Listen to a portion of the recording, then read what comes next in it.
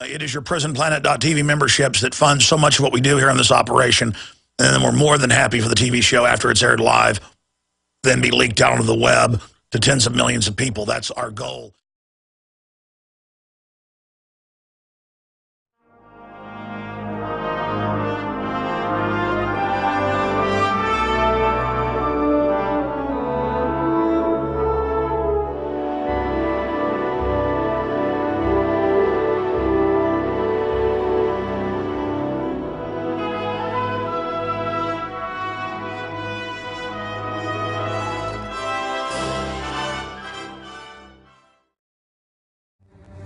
Okay, my friends, we're live. We're here. It is Thursday, the 28th of June, 2012, a day that will live in infamy. I said 6 months ago that I thought the Supreme Court would rule in favor of government-run, nightmare-forced health care and all that comes with it. And then in the last few months, I came on air and said, well, looks like I'm wrong. I hope this isn't some type of, big manipulation. But they are implying, and in the arguments a few months ago before the court, the court who allowed media in at the time so they could follow it, behaved as if they were going to overturn it, or most of it. Well, they didn't do that. And they said the power to tax is the power to do whatever they want. Well, George Washington said the power to tax is the power to destroy. They're claiming that they have the power to tax, the federal government does, and that's unlimited, basically. And it's actually true. That's what this is a tax, and it's to the insurance companies. It was in the back of the Wall Street Journal. It was in the Financial Times of London. Oh, yeah, they followed it because they own this country through fraud. Those big banks do, not the poor Brits that funded it all, that they had openly written the healthcare law. I mean, to call it communist or socialist is not accurate.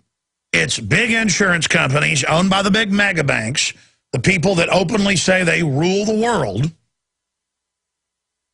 And they have the media go from, oh, there is a world government, and it's run by private bankers, and they know best, and they're going to control your life.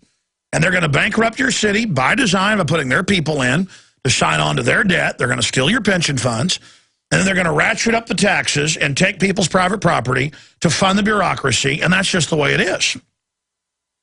So when we come back from break, I've got a big list of things that this healthcare law does. I'm going to rattle them off one after the other. This is going to be an absolutely key worldwide transmission.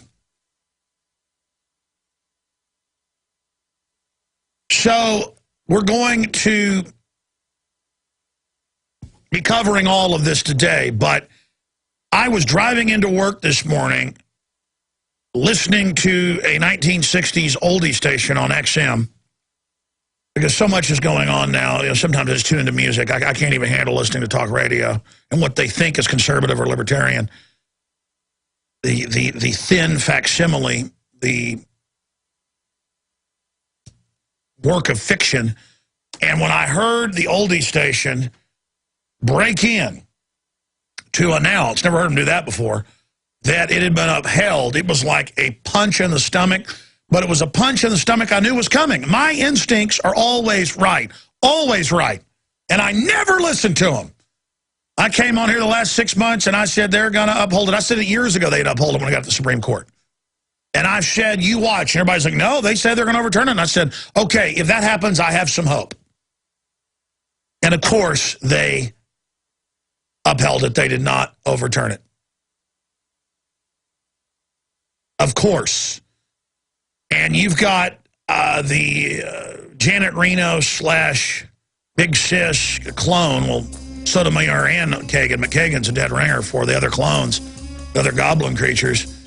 What criminals, just look at them. And of course, Bush appointed Alito. I mean, they're all just criminals, total criminals.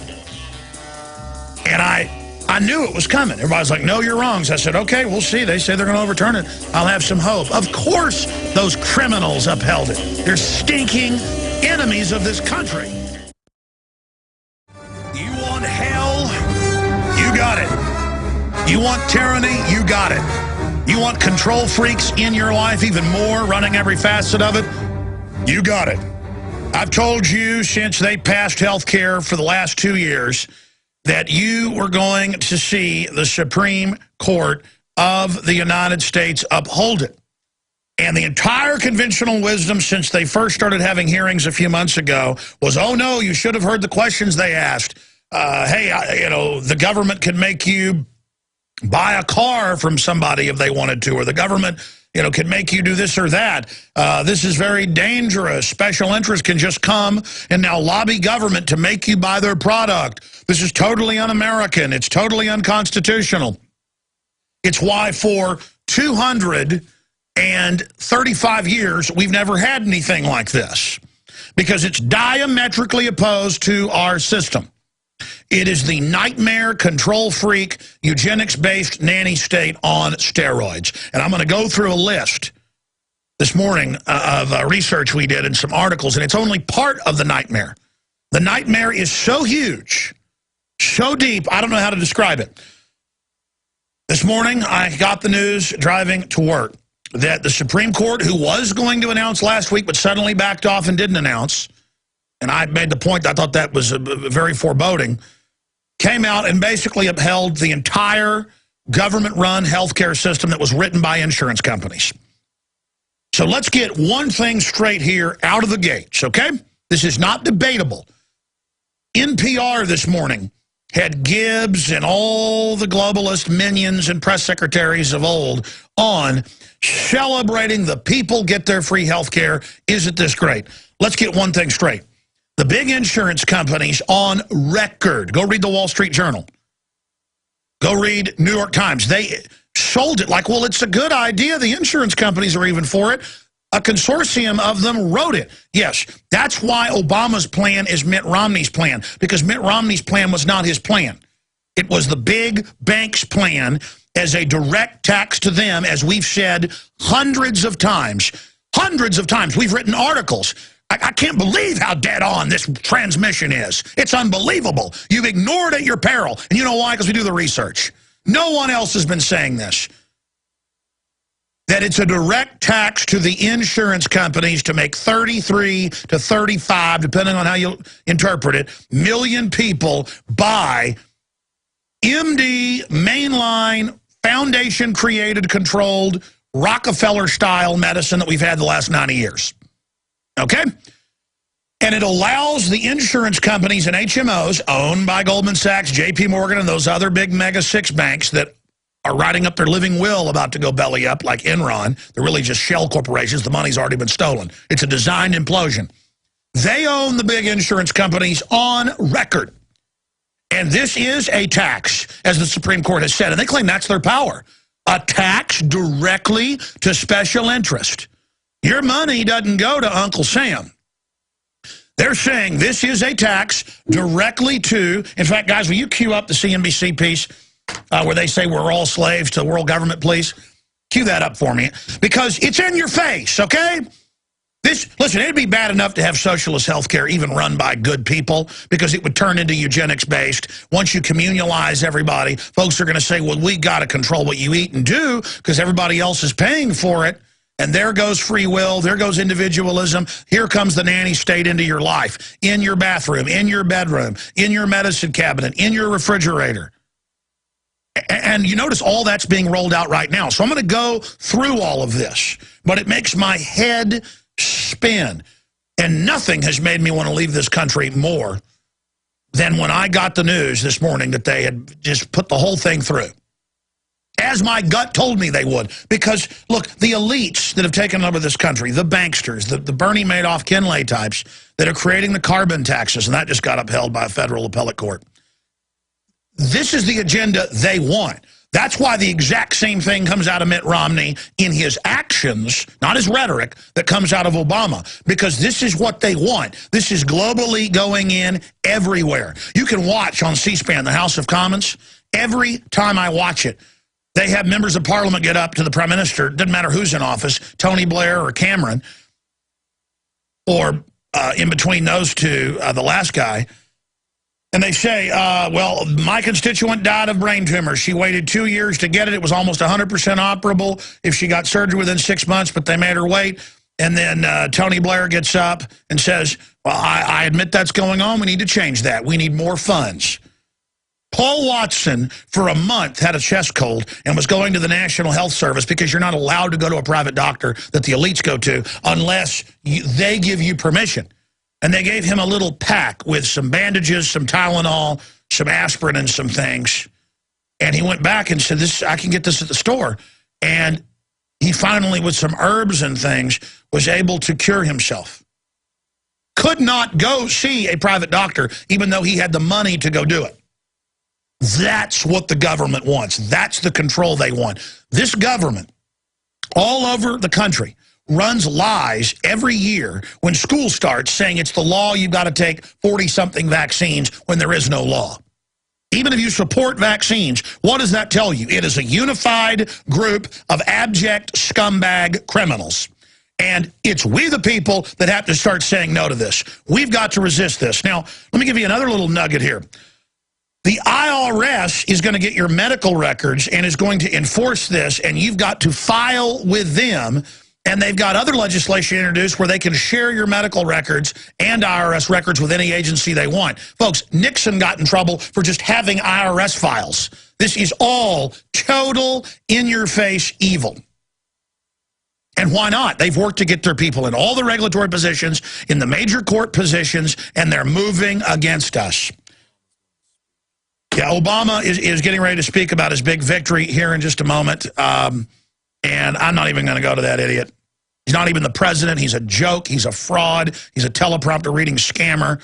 But we'll read some of the scumbag transcript later. And it's time to pull them down. It's time to stop putting them on a pedestal. It's time to, really, that's not an exaggeration that we have a criminal government. I have the Washington Post Foreign Policy Journal, foreignpolicy.com, one of their elite publications, saying fast and furious, fast and the ridiculous. In Mexico, it's taken as fact that the United States is backing the drug cartels. You mean criminal elements. And they go on to say they had lunch with Wayne LaPierre of the NRA, and he says that it goes a lot deeper in his government drug dealing and backing cartels. And they say they met with a top libertarian banker as well, and they say it. Well, they don't say it. It's in the Chicago Tribune. It's in the El Paso Times a year and a half ago. We broke it. It's in federal filings. The tons of cocaine per little cartel they've got, the guns they ship to drug cartels in the U.S., in Chicago, in Indianapolis, Indiana, in Dallas, Texas, in Tampa, Florida. I mean, go look it up. Look, they're drug dealers. They carried out Oklahoma City. This isn't the government. Okay, I said I'd give you the skinny on the healthcare law. Here it is. Here it is. The trap, number one, is this. The trap. Once they've got government control of mandated healthcare, they openly are saying through the death panels, and they've set them up. They don't call them that, but it's these federal boards that are staffed by insurance company execs, bioethicists, who decide you don't get eye surgery after 65, you don't get knee surgery after 60. Oh, you were overweight, so you don't get that knee surgery, or you don't get that. I mean, literally, they admit in Time Magazine, Newsweek, they're rolling it out now, going, well, you're paying for it. Those of you that are healthy, you shouldn't have to pay for. Well, see, we don't need to pay for people that have made bad choices. That's why it's a free market system. But once you have that trap, now we've got to have social control. And so that's the big plan. And they admit the plan is to control everything and have the big insurance companies make you buy health care. It's already increased the price in the last 2 years. Just the fact that it was in place and being phased in, a 25% plus increase in cost. Most analysts said it's going to go 50% in the next 2 years. It makes more people dependent on the system. There was already charity care, but they got rid of the Hippocratic Oath 15 years ago in medical school that they'd had for thousands of years. Hippocrates, going back to that my dad was taught in dental school. You do a 30-year care for free, or you get local charities to pay for the lab work and things. All these so-called charity hospitals that are really for-profit, they're supposed to, people don't even know. How do you think the illegal aliens get the care? They go in and say charity care. Boom, by law, they're giving it. One of my crew members had Crohn's disease. His insurance had dumped him a long time ago. It's before he even worked for me full-time. And I said, no, there is charity care. He didn't. His doctors lied and said it didn't exist. He found out about it and had like a $40,000 surgery for free. For free, because he couldn't afford the insurance. And he was somebody making, lower middle class wages at that time. They wouldn't insure him. And he couldn't pay for it. And if you pay the top dollar, it'd been $200,000. But the charity care calculation for everything put together in 2 weeks in the hospital and a bunch of his intestines removed was $40-something thousand. So they're getting rid of that. There's no Hippocratic oath. There's no you're supposed to do the health care part of it for free. It's not just about playing golf on the golf course. By the way, it's bankrupting doctors. They don't make the money they used to. When we come back, I'm going to break down the rest of it. The trap, letting control freaks and social engineers in government who say there's too many of us run everything. The insurance lobby wrote the entire thing. And it dovetails with the IRS is to be the enforcer now. The collection agency for the private Federal Reserve, who this tax pays to, will now be in your health care. And the Supreme Court said this is a tax. What an incredible admission. It's actually true. They go, we have the power to tax. Yeah, the power to destroy. But it's illegitimate because it's out of your purview, your jurisdiction, and it goes to private banks that own the insurance companies. Oh.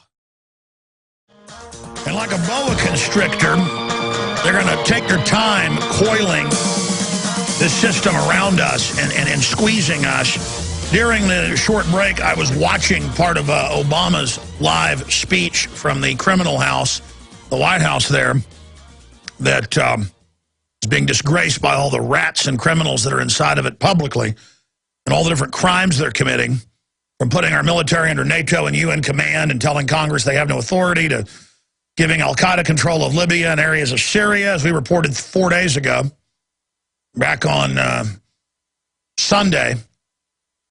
There are special forces from the West backing al-Qaeda, getting near and surrounding the president's compound there in Damascus. I mean, there's just no end to the unbelievable wholesale evil that the globalists are funding in front of everyone, because the general public is in a trance and it's too lazy to get into the complexities of what's happening. But it's not even complex anymore. In fact, I had the guys during the break, I said, type in Obamacare does not cover pre-existing conditions. And the law comes up, the Associated Press comes up, and we can put that on screen for folks if you're watching on prisonplanet.tv. If you're a radio listener, just type in Obamacare does not cover pre-existing conditions for kids. And the reason I raised this is I was watching during the break Obama speak, and he was saying, well, we need this for families. We need this for children. We don't need this to bankrupt someone. We need to cover people's conditions. It doesn't. It makes you buy insurance, lets the insurance companies control the type of care you get. The code word for that is, well, there's too many unneeded tests. The doctors are just trying to make money. No.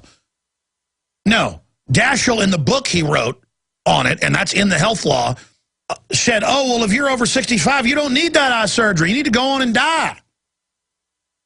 This is how they run socialism. But it's socialism on the bottom, pure profit to the big banks on top. And we have it on screen. If you scroll down, Obamacare does not cover pre-existing conditions for children. And that was from almost 2 years ago, right before Congress passed the law. Hours after President Obama signed historic health care legislation, a potential problem emerged. Administration officials are now scrambling to fix a gap. Oh, it was a mistake in the highly touted benefits for children. And it still doesn't guarantee it. I mean, it is just such a scam, ladies and gentlemen. Such a fraud. And written by the insurance companies. So the doctors and nurses are no longer in control of the care. And now government's involved, and they could say, oh, yeah, we've got to ban soda. We got to ban milk. We got to ban popcorn spreading all over the U.S. Or put big taxes on it because it goes into the health care fund that's then paid to these stinking insurance companies. And you've got to go buy it from them. And that's why now that there's no market and they can force you to buy it, it's gone up 25%. That was about 6 or 7 months ago I saw that number. They were projecting 50% in the next few years. But healthcare has already gone up a bunch. Yeah, because they're making you buy it now. There is no end to this. And in Canada, in England, in Germany, I talked to the people over there. It is selective. If they don't like you, they put you to the end of the line. In some areas of England, you can wait over 2 years for surgeries that are totally operable, but if you don't get them, you're dead. Oh, you got a tumor in your liver. Yeah, if we got that out in a few months, you'd be fine, but you know what? You're going to wait a year and a half. You're dead. You're dead. You're dead. This is the scum government, the people that crave control in our lives even more. And it's all over the world they're putting this in. It's the same big criminal banks who have control the issuance of currency and credit as Ponzi scheme operators. They're in control of the whole planet. I had Rosa Corey, author of Behind the Green Mask, on today. We have moved her. I apologize, but this is obviously breaking news. We're going to move her to sometime next week to expose the UN takeover of our society at the local level, but via UN UNESCO that sets the standards. The first director general of it was Julian Huxley, Aldous Huxley's brother, who was a top eugenicist and the founder of transhumanism. They said, and George Bernard Shaw and Bertrand Russell, I'll go read these Nobel Prize winners, people like Bernard Shaw or Bertrand Russell, saying, we're going to take over with government health care, and we're going to kill you, dead in a hammer, because you're a useless feeder. And who are the useless feeders? The truth is they create the useless feeders of the welfare and then use them as an army to take us out. Then they kill them next. Just like they fund Al-Qaeda to attack everybody. I'm so sick of it. People better understand the bankers learned 500 plus years ago in the black nobility wars in what is Italy today, was city-states, how to finance all sides. And they've done it ever since, the Rothschilds, all of it. This is how they work. Let me tell all the stupid, wannabe liberal socialist idiots out there, chump sucker morons. Did you get free health care with Obama? No, you'll never get it. Did you get that free house, that free car? Did you get your economy back? No. And all of you suckers for Romney, he's bought and paid for by the same interest. Oh, Romney, quote, wrote Obamacare. What does that tell you about him? This has all been carefully planned out. The anti-free market monopoly banks that run this country, and you guys have that clip ready, right? They admit they're establishing world government in every financial publication. Decades ago, it was in elite financial publications like Trilateral Commission minutes that they themselves released in the late 1970s. That's how I knew. 3 global regions, shell derivatives to countries, hold the world hostage to the debt bubble that is the banks. By increment, get direct taxes in the name of bailouts transferred to the banks. It's impossible to ever pay it off, but they hold you hostage for the total transfer. They raise taxes and regulations to shut down all competition, stall economies, bring in carbon taxes, and create a post-industrial world. And then they can control everybody. They want you so poor that you've got to get your health care, your food, everything from them. And what are they saying in Europe and now the United States? If you want your food stamps, you're going to have to be up on your vaccines. So now the people are calling their bluff that it's not the law to take the vaccines that are full of cancer, viruses, you name it. We have the Rockefeller Foundation documents at Infowars.com, sterilants, cancer viruses. If you're a new listener and they're saying, what? Just type in Rockefeller Foundation documents, sterilants, and vaccines. Carnegie Rockefeller Foundation documents, cancer, viruses, and vaccines. Go read it! They're killers! They're killing us! They're murderers! It's in the game! They're training the military incrementally to have war with us. They're buying, now we've learned thousands, it was hundreds of armored mobile pillboxes. That's little machine gun nests for those that don't know.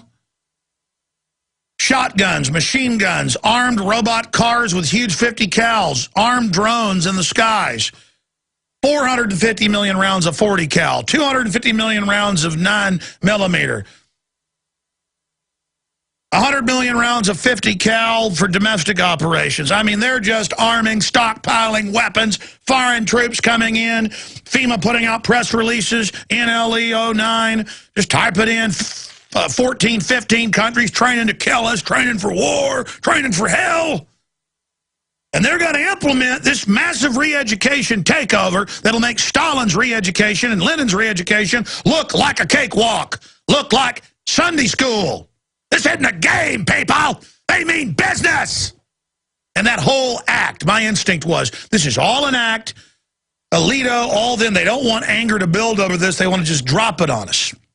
Because they're scared of things in their Google metrics, studying mass movements, which they admit can literally predict the future. They know that if it would have been built the last 6 to 8 months while the Supreme Court was hearing the arguments and things, so the Supreme Court would say, oh, this doesn't sound constitutional in the arguments, and oh, the Supreme Court's going to rule against it. And I said, no, they're not. And people are like, well, you're wrong. And I said, well, okay, well, I hope. And then they just drop the hammer. And I want to have hope, but you're not going to get hope from organized criminals. You're only going to get hope becoming wise to them. I knew in my gut, and here at the office, I said, you watch, they're going to uphold that.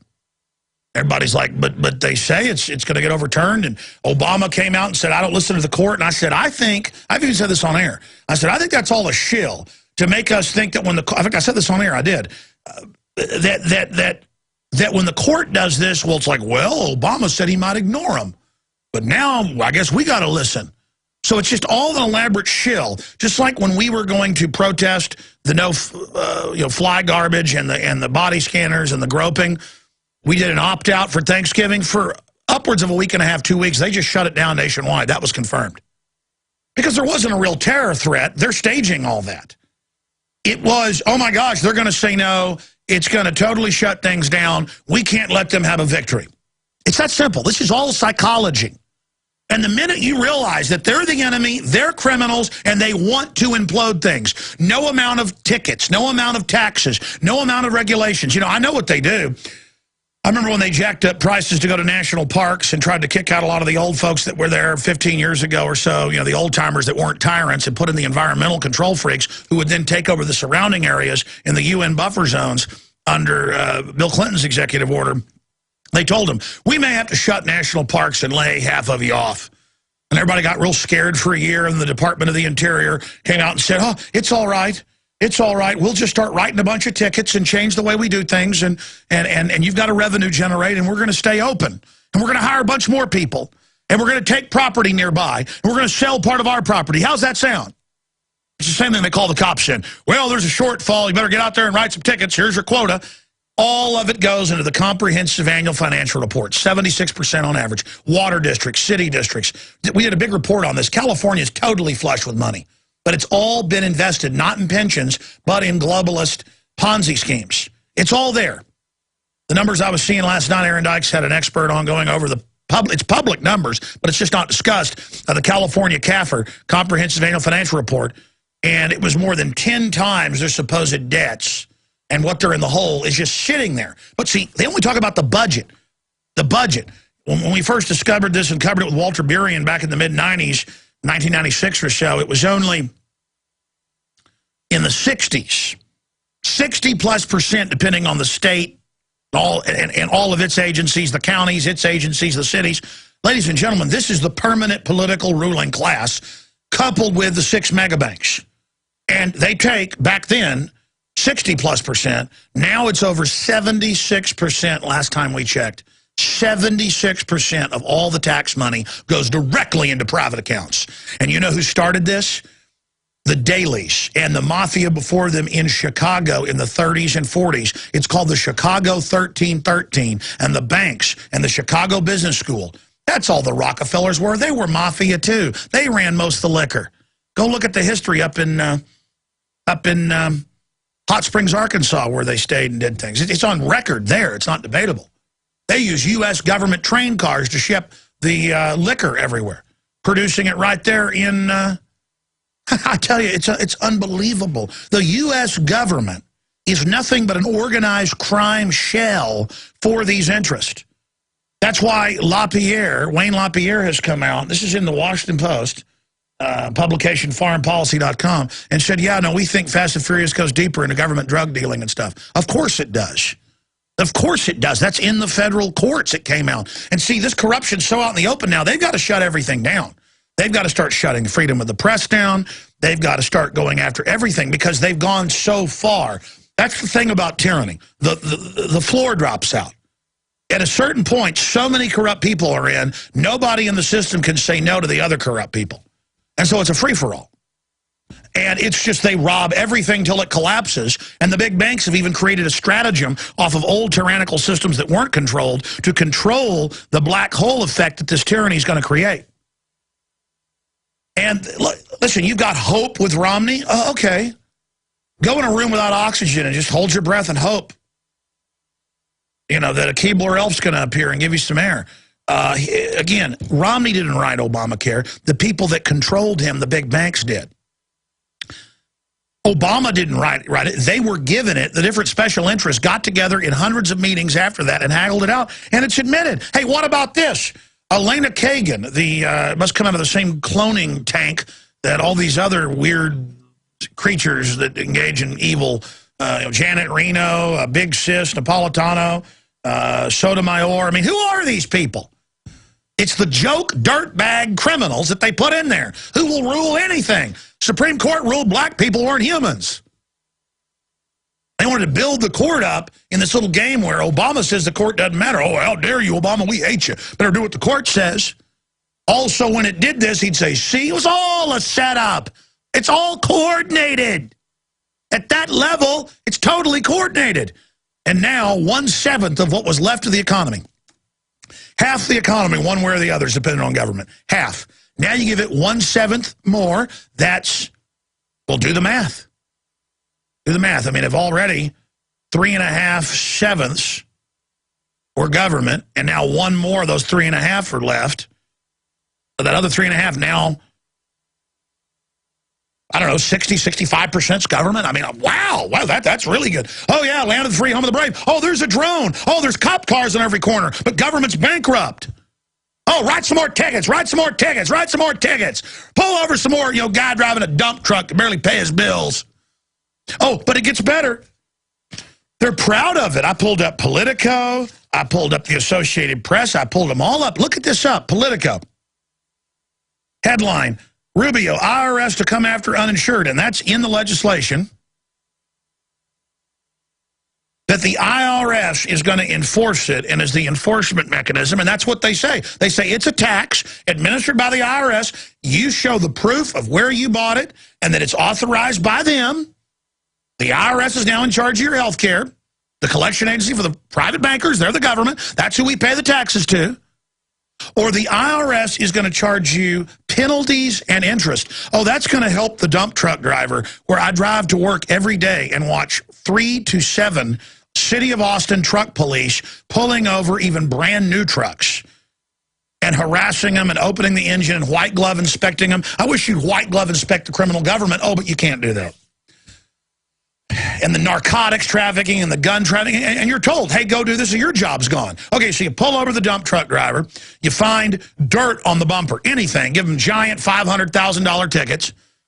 They get too many of those, they lose their job. And then when they lose their job and can't get health care, they go on welfare. Oh, and now you got to take shots, though, since you're on the welfare. I mean, it is such a, they want to bankrupt us, so there's nothing we can do but be under their horrible, wicked control. And people are trying to flee to the countryside, and now they've created the Rural Affairs Council run by the Department of Defense. And they've got plainclothes military all over the country now, training for war with our rural people, hanging on by their fingernails. I mean, this is a total savage banker raping from one end to the other of our country, and I'm sick of it. And I'm tired of it. I'm tired of articles all over the mainstream whore media criticizing me as a conspiracy theorist because I actually do original, real research. Let's go ahead and play a clip right here of CNBC. And under it, we have over 25, 30-plus articles of mainstream news saying, oh, world government's here. Yeah, it's authoritarian. It's tyrannical. It knows best. It's unelected. It's got giant armored brigades waiting if you don't like it. Criminal bankers who openly fund eugenics and talk about how they're stealing the planet and how they're going to kill you when they're done. Once they've stolen everything and got everybody locked down, they're going to release bioweapons and kill us. They brag about it. I had that woman who worked for Goldman Sachs who made this incredible film on yesterday. The greater good's what it's called. She goes, oh, I know. I didn't put that in the film, but yeah, I had the big $7 billion a year company in my office, and he said, we're going to kill a bunch of people, and laughed about it. And so she went and investigated, and I was like, how did you find out about vaccines? Oh, the big banker, head of the big pharma company came and said, we're going to kill a bunch of people, and make money off of it.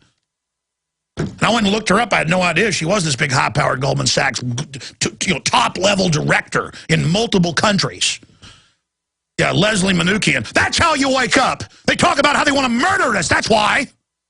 That's who they are. That's what they do. They created Hitler. They created Lenin.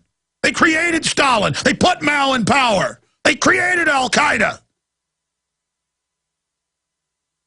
And they're not going to stop. Do you understand that? They're not going to stop. That's why it's all over Time Magazine, Newsweek. Unplug Granny. Case for killing Granny. How to die. Old people are gross and stink. Kill them. Oh, my parents, I killed them. It's so wonderful. It's so nice. Oh, don't give people surgeries. Oh, yeah. This is them. This is who they are. They're monsters. And it's all fake. You tune into NPR. All Rockefeller, Annenberg, CPB, New World Order, Ford Foundation funded. Listen to who funds it, along with your tax money as usual. And you listen to it, and it's all just, oh, it's so loving for the children. Oh, it's so good. Oh, yeah. But then all of a sudden, I was listening to the head of Newsweek, the editor. She was on there. She was talking about Breitbart, but she goes, he dropped dead. And she went back into, I actually played the clip of that on the air. She's like, oh, it's so liberal. When we had real journalists like William Scher. But then Breitbart dropped dead. That's who they really are. Drop dead. We're savage. We're taking over. We rule you. That's who they really are. But up front, it's like, I'm non-threatening. I'm Warren Buffett, who's a known eugenicist. And, Melinda Gates is having big forced abortion conferences right now. But wait, every photograph of Warren Buffett, he's got an ice cream cone. I'm non-threatening. Oh, I'm the NPR voice. Oh, hi, it's real soft. Go to sleep. Go to sleep, Little Red Riding Hood. Never mind the big werewolf. We're real friendly. Drop dead. Oh, back to the report. That's why he dropped dead. Oh, I'm sorry. Let me get back into my little... That was a little tell to her friends about... We're in control. But, we're liberal. Don't run. We're your friends. Listen to all the voices of these fake effeminate guys. That's not how these guys really act, folks. Let me tell you, you want to find the real vicious people? Go find the elitist country club or the fencing club. Go start a fight with one of those guys who's walking around all liberal. I'm friendly. That person will take your head and bash your brains out in about 5 seconds. That's why they're in control. That's the whole gentleman act that you people don't seem to get, is to act weak and pathetic when you're a big sick predator. Now let's go ahead. Watch this right now. Go ahead and watch this. This is what they think of you, and they want you to know now. And this is who runs your health care, and this is who the Supreme Court says you pay your taxes to. And they now run your health care. You don't just pay them. They decide what goes in your body because they want you deader than a hammer. But slowly, birth defects, neurological disorders. Here it is. Here it is. Mostly what they do is hold summits. I think that right now the question is, do we all work for central bankers? That's what I want to address to our guest tonight. Is this global governance at last? Is it one world, the central bankers in charge? Jim Iorio, you say we've got some downside here, a correction in the markets. Fine. But aren't we all just living and dying for what the central banks do? Aren't we all just counting on the fact that there's a Bernanke put and that we won't go any lower than, say, 5% down from here? Of course we are, because if we look at the economic data, there's nothing to get excited about in that. So yesterday we saw some reluctance for the Bernanke Fed to expand their balance sheets and pump more money in. But the stock market knows that reluctance is totally different than not willing to do it at all. And that's why we saw oil implode and gold trade off heavily, because they're not a protected class. If the stock market starts trading off in the 10 to 15 to 20% area, the chairman's going to come in and throw some stimulus at it. So to answer your question, we are absolutely slaves to central banks, and we'd love to be slaves of the economy, but the economic numbers continue to do nothing but trend lower. Mr. LeCamp, do we work for the central bankers? We know that. Mr. LeCamp, we do. This is let's stop right there. And they all agree we work for the foreign bankers. And we had a guest even lined up now with Olympic false flag whistleblowing. I apologize. I've gotten in such a controlled or uncontrolled rage that I canceled one guest, forgot I had the other guest. He's going to come up with that in about 30 minutes. So your calls. We've got a video where the head anti-terrorism researcher commander of a major city in England did discover that 7/7 was, in fact, an inside job. We've had him on before via audio a year or so ago. He did get fired over it, and he had a court case over it. There's an interview up at Infowars.com with that gentleman. I'm going to cover it later. That Patrick Henderson did in England, dealing with it. 7/7 whistleblower fired. I mean, we know how they blew the train up, the trains, the bus, how they set the people up, thinking it was part of a drill. We know about the drills, the exact targets. I mean, we have them. We know they used, Rashid Aswat, the MI6 officer. He was like number 6, number 7 in Al-Qaeda at the time, just like number 3 in Al-Qaeda, Anwar al-Awlaki, Fox News, Associated Press, trained secretly at the Pentagon. I mean, it's just total criminal run. You have to understand, the only reason they haven't killed me is because if they kill me, I've done so many thousands of hours and covered every subject, people will then go pay attention to everything I've done. But they still may. But it's not about Alex Jones, okay? These people are poisoning the food and water. If they were just boss hogs, I would not be this hardcore, risking my life. But these people are so evil. If folks knew this isn't a game, if you understood that the horrible, disgusting control freaks are going to take people's kids if they're 1% over too fat, they show giant 400-pound kids and say, oh, this is horrible. They're setting precedents all over the world to take your kid. CPS, if they say they're overweight, and basically people that are big boned, the metric they take your kid, they're banning food all over the place. They're going to put tracking systems on everything you buy, how much meat, how much ice cream. They're going to put taxes on that, national sales taxes, total control. We're going to take 30 minutes of calls on this subject, and then we have another whistleblower coming on. That's why I'm mentioning it. We first interviewed the other whistleblower before he went public, before all that happened, then he did go public. This is a journalist whistleblower who got hired to run Olympic security, to be part of running a small section of it, and discovered it's all fake, and they're actually leaving it open to attack. And the intel is they are planning some type of false flag. There's a news blackout on that. That's at Infowars.com. And Fast and Furious, they're doing damage control in the Washington Post publication, foreignpolicy.com.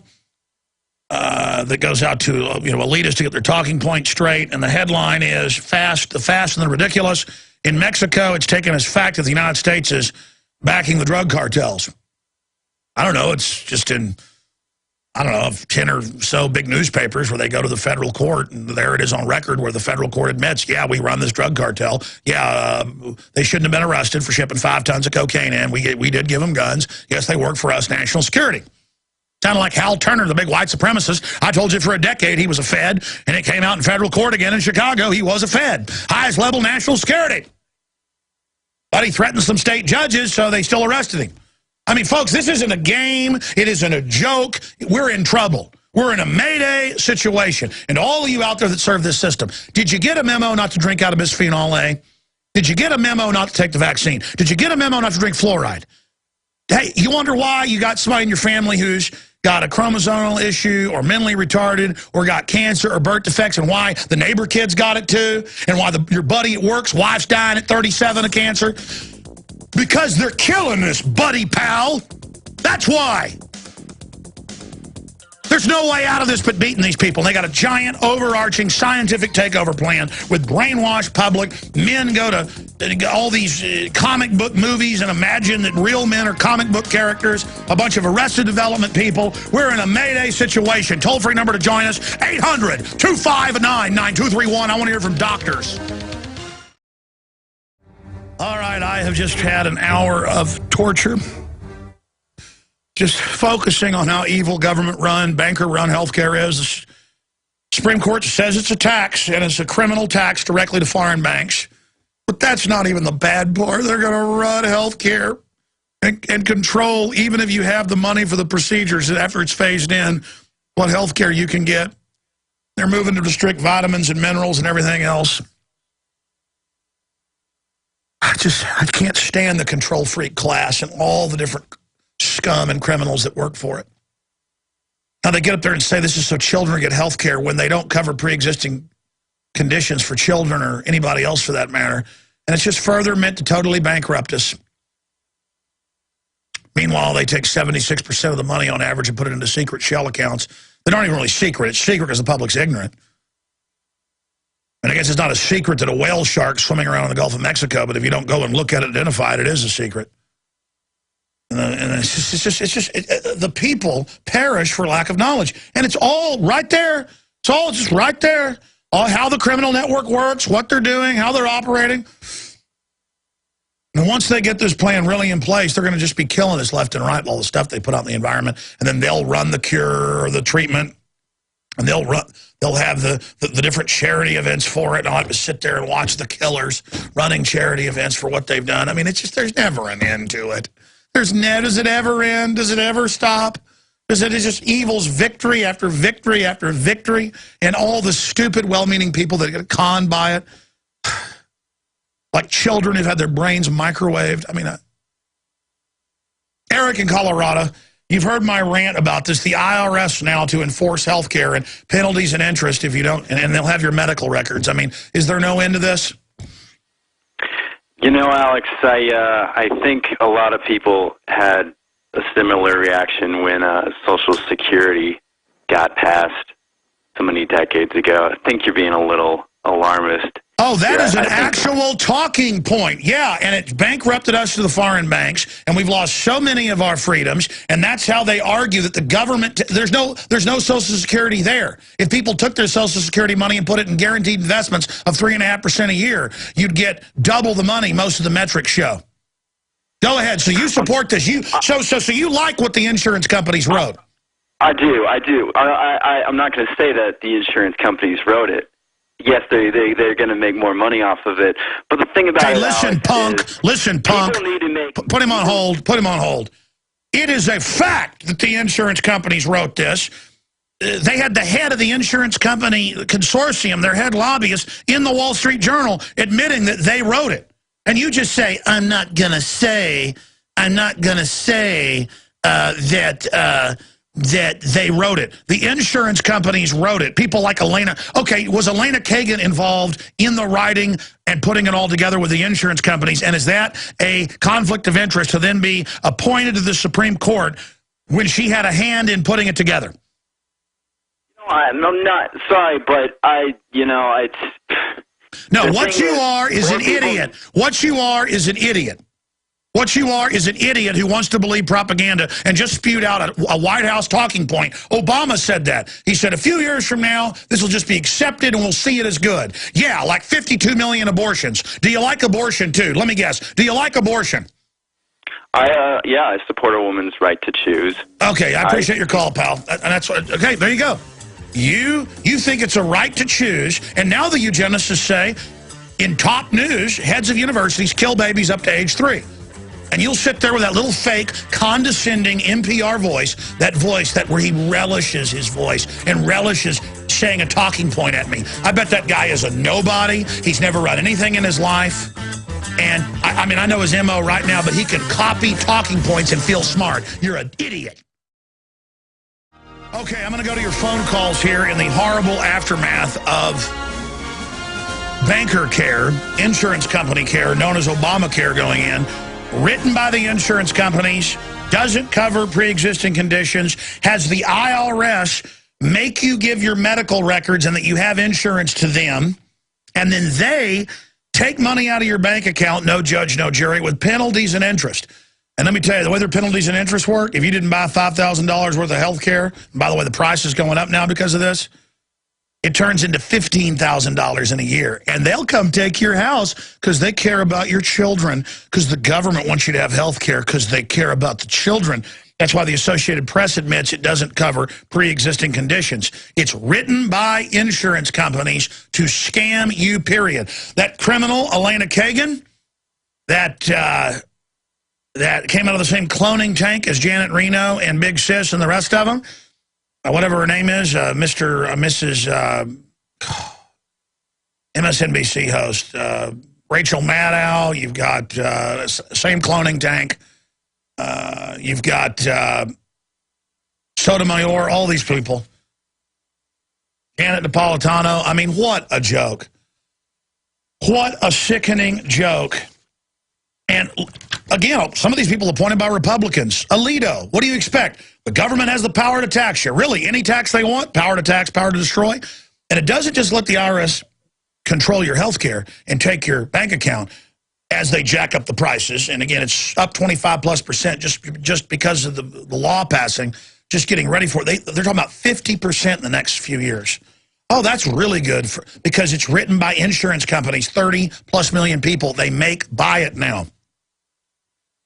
Chief Justice John Roberts wrote the majority opinion. He was joined by Justice Sotomayor, Breyer, Anthony Kennedy, Samuel Alito, Scalia. Oh, I'm reading it wrong from the top to the bottom. I'm so angry I can hardly think right now. Chief Justice John Roberts wrote the majority opinion.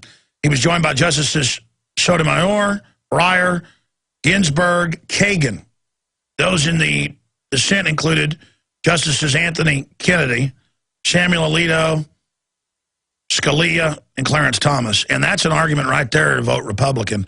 As bad as they are, they didn't go with that.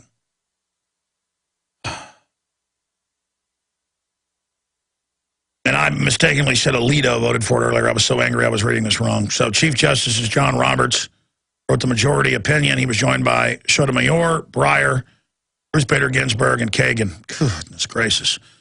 So Scalia, Alito, Kennedy, and Thomas voted against it. The problem is, if you had a mainline Republican in there who was just not as bad as Obama. Obama is so bad. I would probably, because these are such revolutionary criminals working for the bankers, that I'd probably vote for him. But, I mean, Mitt Romney supports abortion, at least he did in the past, and he helped write what became the law. And Elena Kagan helped write it.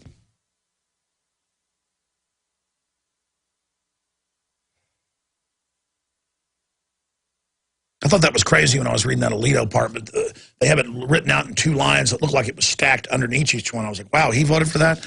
And again, I'm just in an absolute rage right now. I'm totally disgusted by this.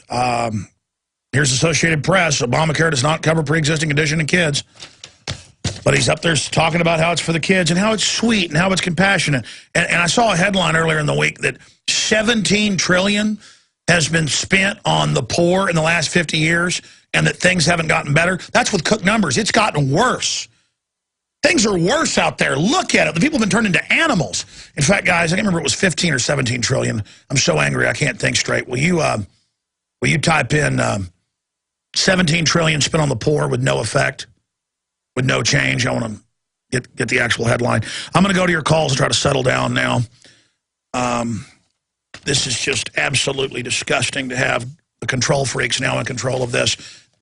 And they admit it's a tax to the foreign banks. They admit it's a tax, but not a tax to criminal government, to the insurance companies owned by the banks, who CNBC says we're slaves to, that rule us. And the guests are like, of course we're slaves. Of course we are. That's just the way it is now. And I'm not supposed to get angry by that. And then I had P-Brain call in earlier. I could tell that same slithering voice about there's no problem with troops on the streets. What's the big deal? And he calls back in, even though he didn't go by his real name, P-Brain, and he says, oh, I'm not going to agree with you. The insurance companies wrote this. Really? It's just admitted. I'm not even going to argue with you, P-Brain. And I'm like, let me guess, you like abortion? Oh, yes, I do. Okay, fine then. Okay.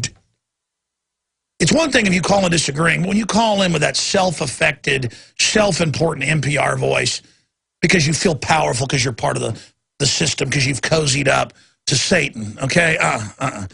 We got Dr. Vishnu, Lars, Sean, Jackie, Tim. I'm going to try to shut up now and go to your calls and try to just get myself under control right now. Sean in Arizona, you're on the air worldwide. Welcome. Welcome, Alex. Don't feel too badly. I kind of let the talking heads cloud my vision a little bit when in my heart I always knew that the corporate fascist state would absolutely not allow this this legislation to be overturned. We have to remember on a sad day for freedom and liberty, such as today, that our forefathers actually rested with the people, meant the people to be the last arbitrators of what was constitutional and not constitutional. That's right. Juries, grand juries, and the people. But now they've put in electronic voting machines. There's not elections in most areas. We've got to admit we have a criminal government arming to the teeth against us that works for foreign banks. It is illegitimate. Those aren't just words. It is. It is. It's criminal and evil. Absolutely. Lincoln said it best. He said the people are both masters of the courts and Congresses, not to overthrow the Constitution, but to overthrow the men who pervert it. For 2 weeks, I wanted to get one quote on that will just shake us to the bone, and today is as great a time as ever, and I'll end this with this quote, if you will allow me, because it is absolutely apropos to where we're at and what you're trying to wake up our fellow citizens at. The quote starts as follows: "If you will not fight for the right when you can easily win without bloodshed, if you will not fight when your victory will be sure and not so costly, you may come to the moment when you will have to fight with all the odds against you and only a precarious chance for survival. There may be yet a worse case. You may have to fight when there is no chance of victory because it is better to perish than to live as slaves." Winston Churchill. Yeah, that's a good quote, and he said that on the radio. And no, that's it. That's what I've explained to people. This isn't a game, folks. They really do put cancer viruses in the vaccines. They're killing us. Look at the numbers. I mean, this is real. This isn't a game. And we have a childlike public who has no idea. Amazing call, amazing points that you just made. That's why I get so enraged when people like P-Brain call in and just sit there and go, "Oh, yeah, I like it. Oh, it's loving. It's No, it's not. No, it's not. They said there wasn't death panels in there when they're in there. These boards that decide the health care you get. They're killing all these babies. And to them, they think it's funny. You're going to get destroyed. Let me tell you, all of you cockroaches that love this system and all you slobs and all you control freaks, this thing's going to collapse. You understand that? It's designed to kill you. That's the sick part about it. The New World Order is a bunch of trash, but those of you that go along with this, you deserve what you get. So I hope you enjoy it. Let's go ahead and talk to Jackie in Montana. You're on the air. Go ahead. Hi, Alex. I've got a couple of points here. One, well, maybe three. First, I thought we were supposed to be represented before we're taxed. I don't feel represented at all. That's right. No taxation without representation. That's one of the things that started 1776. Exactly. We don't have representation. Look, we pay the money directly to the bankers that own the insurance companies, and their enforcer, the Federal Reserve, they set up the same year they got the IRS. We pay it to them. We pay it. They tell us we're slaves. They tell us to our face. Well, I tell you what, I'm feeling like one. But another thing is the tax, the supposed tax. From what I'm understanding, it wasn't sent to the proper place to even be... They had that witch in there, Kagan, at the White House before he made her Supreme Court justice. She was at the corporate meetings running it with the bankers and the insurance companies to write the screw job. That's illegal, too. It's illegal to ship guns into Mexico to drug cartels and ship cocaine in. It's illegal for the UN to kidnap little kids all over the world and fly them into Saudi Arabia to blow their heads off on videotape. But they sure do it, because we're a bunch of naive idiots. I'm sorry, go ahead. I got two other things real quick. I brought this up on Twitter before, and that's the fact that Spain's going to be counting our votes. How are we going to be able to verify or know that they're being counted properly? It's all fraud. Look, it's illegal in all the statutes to have Congress or anybody else insider trading. And then they had the media come out right before health care to blackmail them. And oh, look, they're all insider trading, and then they let them come out and say, oh, it's legal when we do it because we said, and the media went along with that. They're just criminals. They're dirt. They're scum. They're trash. They're evil. They're going to eat us out of house and home. They've sent forth scores of bureaucrats to eat out our substance. Dr. Vishnu, Lars, Tim, and others, your calls are coming up straight ahead. But, I mean, look, folks, my anger and rage is the normal response. The IRS that has the code written so you can't pay them correctly, so they can change it whenever they want to rip you off and get penalties and interest. They're now going to do this with health care and have your medical records. I mean, my Lord, this is horrible. That's why the IRS is trying to get laws passed, looks like it may pass, to not let you leave the country if they say you owe money. They just flip a switch, can't leave the country. The bankers can steal whatever they want, do whatever they want, ship drugs in publicly, laundered $376 billion in 2 years at Wells Fargo. No problem. Nobody gets in trouble. It's all just part of the criminal system. We have criminals running things. And it's the same bankers worldwide wrecking every country to get control. That's the name of the game. Because I've thought about getting out of here. At least if I moved out of the United States, though, I wouldn't have to look at all the bureaucrats. And even in a third world country, the bankers have already blown everything out so bad, there's not cops every 5 feet and bureaucrats everywhere. I can go hide in the jungle or something. I'm just so sick of being around all this scum and knowing they're murderers and killers and drug dealers and having to watch these whores in the media push them as God's gift to the earth. I'm beside myself with anger. I know I keep saying that. I mean, I'm blowing up during the breaks here. I just am so angry. Dr. Vishnu in Florida, what's your take on our new doctor, the IRS and the Federal Reserve, that controls our bank accounts and everything else? Very nice people. I'm sure they'll be nicer once the cashless society's in, though. What's your take on our new government-run health care? Well, to be honest, Alex, I'm absolutely beside myself. I don't get this. This is absolute and total tyranny. When you have no control of your body anymore, and the government has to tell you what to do and how to live, how to be born, how to die, it's a problem. It's a big problem. And 98% of my patients here in Central Florida are geriatric patients, and I deal with them holistically, and I'm constantly having to get rid of the problems that they have due to the vaccines, the yearly flu shots they take in, and they have no clue. And on top of the fact that I have 4 children who have never been vaccinated, who were born at home, and I see my heart just falls every day to see their friends dealing with ADD, dealing with multiple immune system breakdowns due to the multiple vaccinations. Look at the numbers. Cancer off the charts, neurological, they're killing us. And we know they are. It's not like it's our opinion. We have all the documents. I mean, they're killing off the old people. They say it in Time Magazine and Newsweek, how they're scum and need to be gotten rid of. I mean, it's so sick.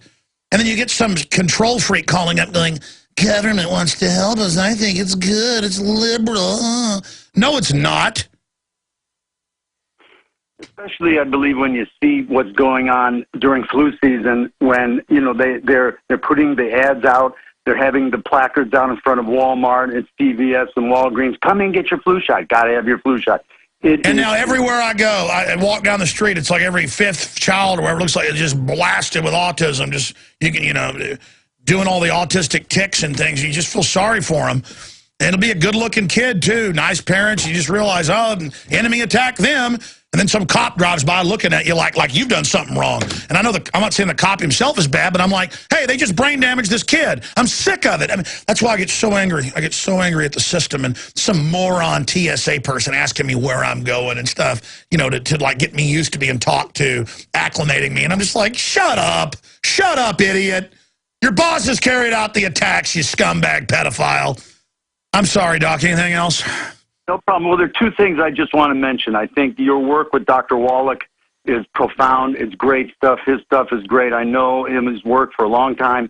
And secondly, I believe that if the public at large just look at what's already out there, there's an organization, it's nonprofit, it's called the National Center for Homeopathy. They're in every county, in the United States, you can learn how to take care of your family using simple, non-toxic homeopathic remedies. Exactly. That's what this is all about. Even if you don't into that stuff, there's the herbalists, there's all of it, and it's all under attack by this medical tyranny run by the banks who created and financed this model of medical tyranny. They wrote the whole deal. They did the whole deal. We're going to be talking about that, by the way, in the next hour. I didn't have it planned that way for the ruling to come down today, but they sure dropped this on us like a ton of bricks. I physically feel assaulted. I don't think anything has upset me this much except for 9/11 that day. I knew it was coming, and I saw them do it, and I knew everything that was going to come after it. And it's just total confirmation. And I knew how they were going to rule this way, and they sucker punched everybody so that there wouldn't be opposition built to it, so everybody would just kind of shut up and go along with it. It's all psych war chiefed. It's all coordinated at the top. The Republicans and Democrats. They might give us a sacrificial lamb politically of Eric Holder, but I doubt that because he knows where all the bodies are buried. OKC, you name it. But we will continue on after this quick break, ladies and gentlemen. PrisonPlanet.tv, Infowars.com. I'm Alex Jones. This is the GCN Radio Network, GCNlive.com. We've got a guest, a whistleblower, coming up, too, after this break for about 30 minutes, and we'll continue with your calls and the rest of it. But this is a dark day for this country. Very, very dark day for this country. The murdering, killing eugenicists are now in full control of healthcare. All right, my friends, if this is what you want, this is what you get. 130,000 elderly patients killed every year by death pathway, claims leading UK doctor. And they make the decision to not give them health care, people that have mild problems, and kill them. And if you don't have family taking care of you, the state grabs you, takes you to hospice. I'm not saying all hospices are bad, but they use them to euthanize people when they pump a bunch of opiates right into your bloodstream, and bye-bye. Elderly patients help to die to free up beds, warns doctor. National Health Service. I mean, let me tell you, you ever had to go to a Social Security office if you lost your Social Security card? You ever had to go to a government facility? And just, isn't it great? Isn't it wonderful? Isn't it just good? I'm going to get back into that later. Joining us is a whistleblower. The article is Media Whitewashes Olympic Security Scandal, Revelations about Casket Liners, Plan for Evacuation of London, Blacklisted. We'll just call him Lee, but he's an investigative journalist. He first brought this story to the national media. They didn't want to cover it and said that there's a blackout. They've since, he came out on, did get on news radio in England with Tony Gosling, who has his own show, Bilderberg.org, who's a great journalist. Once he was able to go on that show, there's now been some whitewashing about, oh, there are some stuff happening. But basically, it's designed to fail. And just like we broke the plan for martial law in Chicago and evacuation, if there was an attack, later it was confirmed in the Chicago Tribune and Washington Post for NATO, that's basically what's happening here. It's a standard program. And he'll just go by Lee. The article, again, is Media Whitewashes Olympic Security Scandal. The original article was, Whistleblower reveals plan to evacuate London during Olympics. And Lee joins us now. I really appreciate you coming on today, Lee. You've got the floor. Tell us here today. Well, firstly, Alex, it's absolutely my pleasure being here. I first went into G4S because I was concerned about how they were training people, and I'd heard some stories. And of course, you can't just listen to what people say. You have to get in there and find out for yourself. So I did. So I went to a training centre. I signed myself up to be an Olympic security officer. I already had a security industry authority license from a previous investigation I'd already done. And by the end of the day, after a brief interview, and when I say brief interview, they basically said, what's your name? I told them. They said, here's 3 cups. Can you tell the difference between orange juice, water, and thin air? There was nothing in the 3rd cup. I said, absolutely. That's orange juice, that's water, that's thin air. And they went, right, you're in. And a few weeks later, I was given my first training assignment, where I had to turn back up at the school again. And basically, they started showing me a PowerPoint presentation of what a security guard does for the Olympics. And I was assigned to work in a pedestrian screening area. Well, I am assigned to work in a pedestrian screening area, which is why I'm going by another name, obviously to hide my identity so I don't get kicked out. And so the security training is so inadequate for these people that they're dragging the job centres for everybody. So if you're long-term unemployed in London and you live in an Olympic borough, you have no choice but to go down to the Olympics. So most of these people don't even want to be there. They tried to deal drugs to me while I was in my classroom. Someone came up to me and actually said, do you want to buy some marijuana? It was. He opened the package up, and there it was. And it had that very... All right, let me just stop you for a minute here, Lee. Your phone's a little overdriven, a little muffled. Can you back off of it a little bit? Oh, sure. Yeah, absolutely. How's that? Yeah, back off a little more. Go ahead and start back over with the marijuana. What was happening there? Oh, well, I was approached in one of my classes and by a student, and he offered to sell me marijuana in the classroom. This is a student training to be an Olympic security officer. Later on, one of the training officers who was actually training us saw him doing it to someone else, and he turned to him and said, "Here, mate, can you do that outside? Wait till the break." He actually said that. He didn't kick him out. He didn't phone the police. He didn't do anything. He just said, "You wait for a bit later so you can do that in a break." I think it's absolutely ridiculous. And it goes on from there, really. Tell us about yourself as an investigative journalist, why you got this idea, basically how you signed up, and why you're going public with this information. Because obviously, it's all a bunch of security theater, as we've learned with the TSA, where they wantonly are hiring criminals. Yeah. I mean, as an investigative journalist, I'm a filmmaker and an investigative journalist. I used to work on a program here in the UK called The Cook Report, which was, I suppose, the last great independent investigative journalist program that there was in this country, until we did a story called Castro Questions, which was about 30 politicians taking bribes, and the company was bought out by a big American corporation, Carbon Communications. They came in, they swooped down, they shut us down, and that was the end of that. So we all went freelance. And ever since then, I don't want to be too specific in what I've worked on, because obviously that will give me away as well. I've been a freelance investigative journalist, and I make documentary films and what have you. And I've worked for all the major broadcasters, as well as doing independent stuff for myself. So, the reason that I wanted to do G4S, because I care about the Olympics. This is the biggest event this country is ever going to see, and I don't want it basically ruined by an organisation that, when they got the job to do the security, they received £86 million contract, and within a couple of years they've done that up to £284 million. I don't understand where the money's going.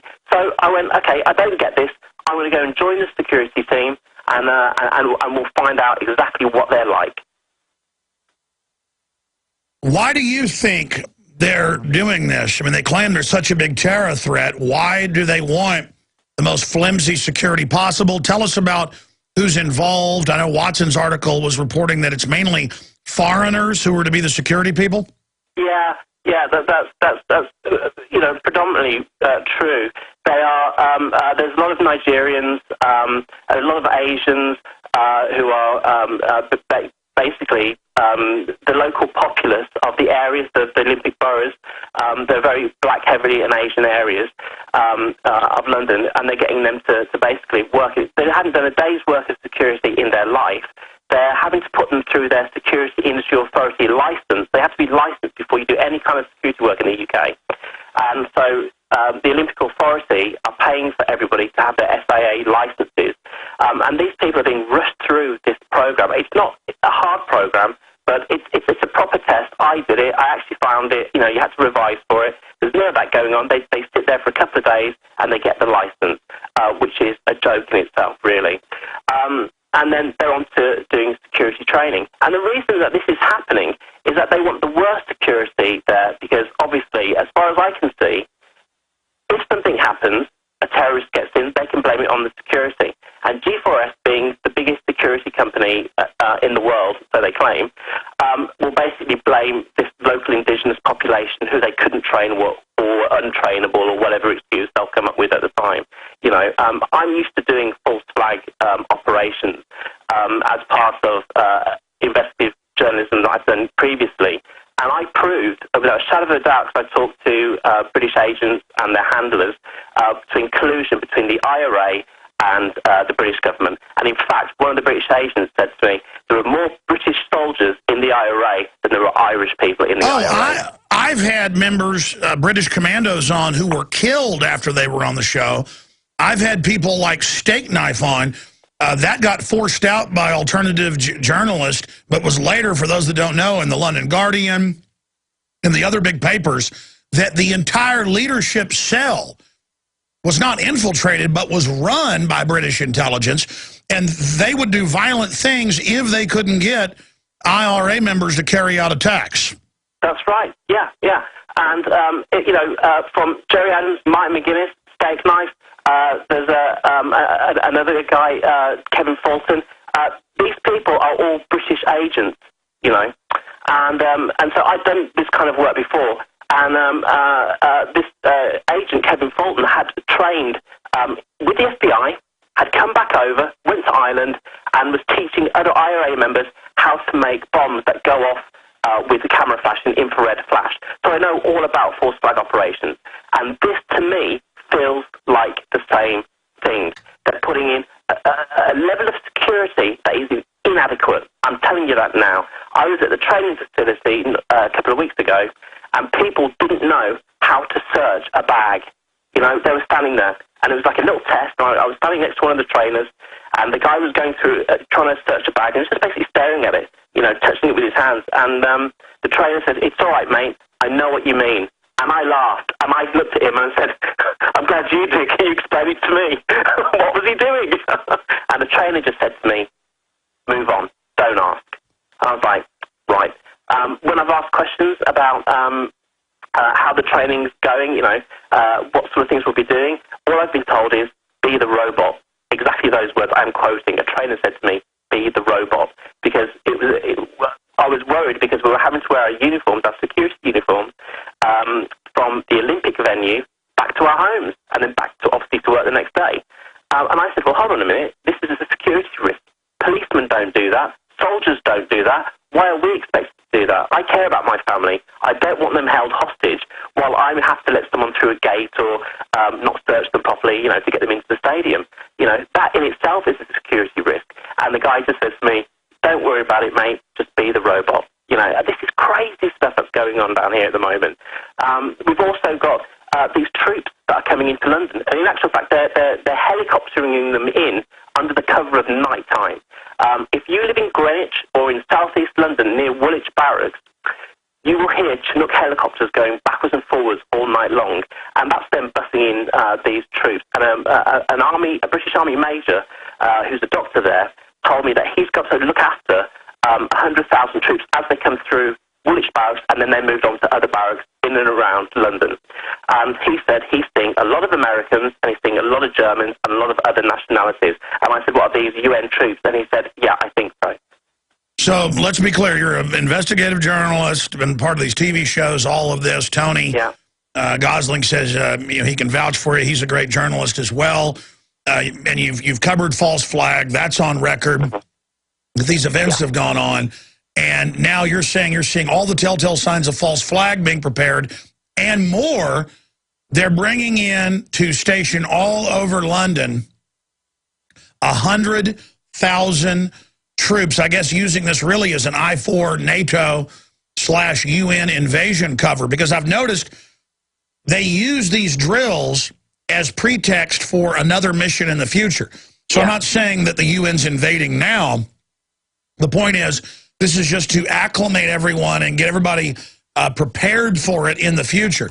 He told you 100,000 troops. Where are they stationing them? Where are they bivouacking them? Well, they're coming into, by Chinook, into Woolwich Barracks.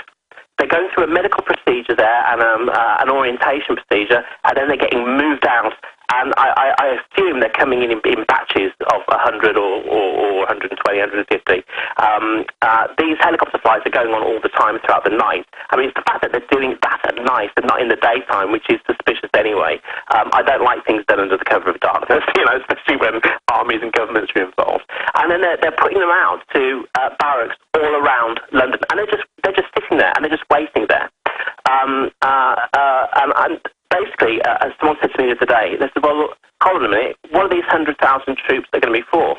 And I was told, as training at G4S, that we were going to be involved in and I'm quoting now, so I'm going to get it absolutely right, a defining moment in the history of London. This is not talking about the Olympics. They were talking about an event after the Olympics, and they said it would be a defining moment in the history of London. Now give folks the date of the Olympics over there. Sorry? What's the exact date again of the Olympics? I think it's the 27th of July, isn't it? And it runs up until mid-September. Because I've talked to police, and they've been told, be ready for martial law by September/October. Yeah. I've talked to police in Austin, Texas. I've talked to police in Dallas, St. Louis, Washington, D.C., and San Francisco, all saying the same thing. That doesn't mean they'll pull the trigger, but they're telling these guys, high level, this is going to happen. They've already federalized, in these rapid response teams, local police, key units, and they're getting ready for a global meltdown, and I think they could use the Olympics. You know, back at the Munich Olympics, they have one day in September. It's narrated by Michael Douglas.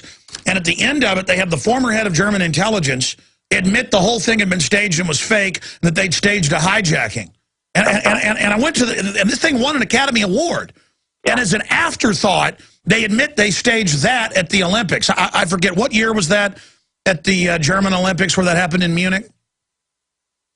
Oh, it was Munich German Olympics. I'm going to look up Munich terror attack, Munich, 1972. And again, just at the end of the movie, the former head of German intelligence laughs and says, but you know, the whole thing was staged, and we staged the hijacking, and we ran the terrorist. They ran the terrorists commanding the minions they sent who didn't even know. Can you believe the magnitude of that evil? Yeah, and you know, and I think they're gearing up to do something like that again, because you know, as a G4S security officer, I'm going to be involved in apparently the evacuation of London, or a possible evacuation of London. That's exactly what they've told us. They actually spent quite a lot of time talking about the evacuation of London and this defining moment in the history of London, more so really than they told us about how to search someone and actually the mechanics of, you know, being a security officer. They were very keen on getting this information into us, that after the Olympics we would be involved in something. Now, they weren't going to say what it was, obviously, because you're going to need to know, but we were going to be involved in this evacuation of London. And a friend of mine said to me, he says, well, how would you evacuate London? All right, let me stop you, because, again, this is so bombshell. It's not that they're just planning for a contingency. They're saying this is going to happen. They're saying that we, as security officers, are going to be involved in the evacuation of London. That's what I've got. That's my quote. That's what's written down. It's not a possible evacuation. I've said that. I said, well, maybe it's a possible evacuation, because this sounds crazy. But actually, they're talking about, they said, you're going to be involved in the evacuation of London, and you will be dealing with members of the public. Okay, I've talked to Gosling, journalist there in England, radio show there in the country. Great scoops he gives us routinely. He's one of the guys that really discovered where Bilderberg would be first this year. He can vouch for you. You sound credible, but if you are credible, and this follows the paradigm, we've got a lot of leaks that this is coming already. If this is credible, buddy, you better come out quick with who you are. I know you want to keep going in and getting intel, but they're going to discover who you are, and you could end up... I mean, they've killed people involved in the Rupert Murdoch investigation, for heaven's sakes.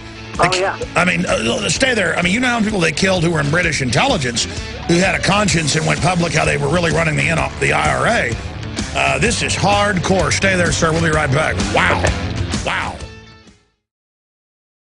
You know, I wish that this story wasn't credible in my mind for this investigative journalist who we'll just call Lee. But I've seen it over and over again. I mean, 7/7 was a government event. You can go look up the research on it, run by MI6.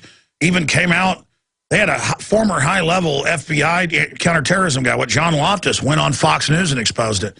And it was in the British papers. But it's like, okay, the head of the bombings, MI6, they set up some guys in a drill.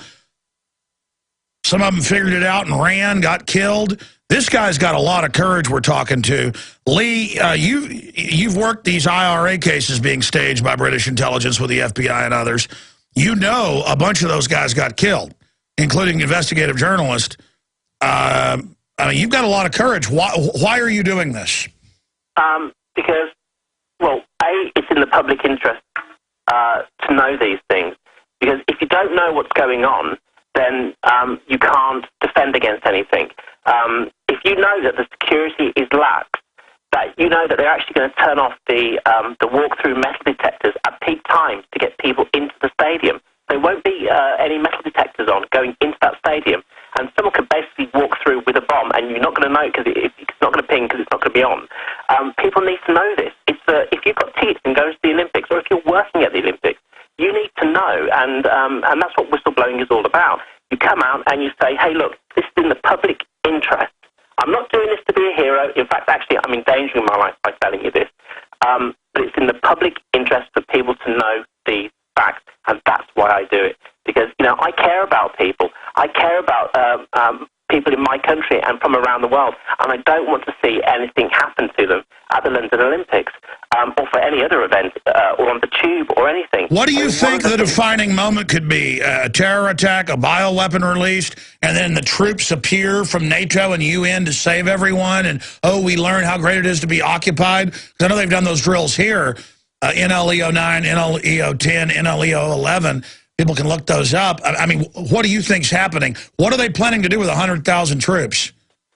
I really don't know. However, what I've sort of been speculating on is the fact that what would make people want to leave London, and basically it's going to be a bioweapon of some kind.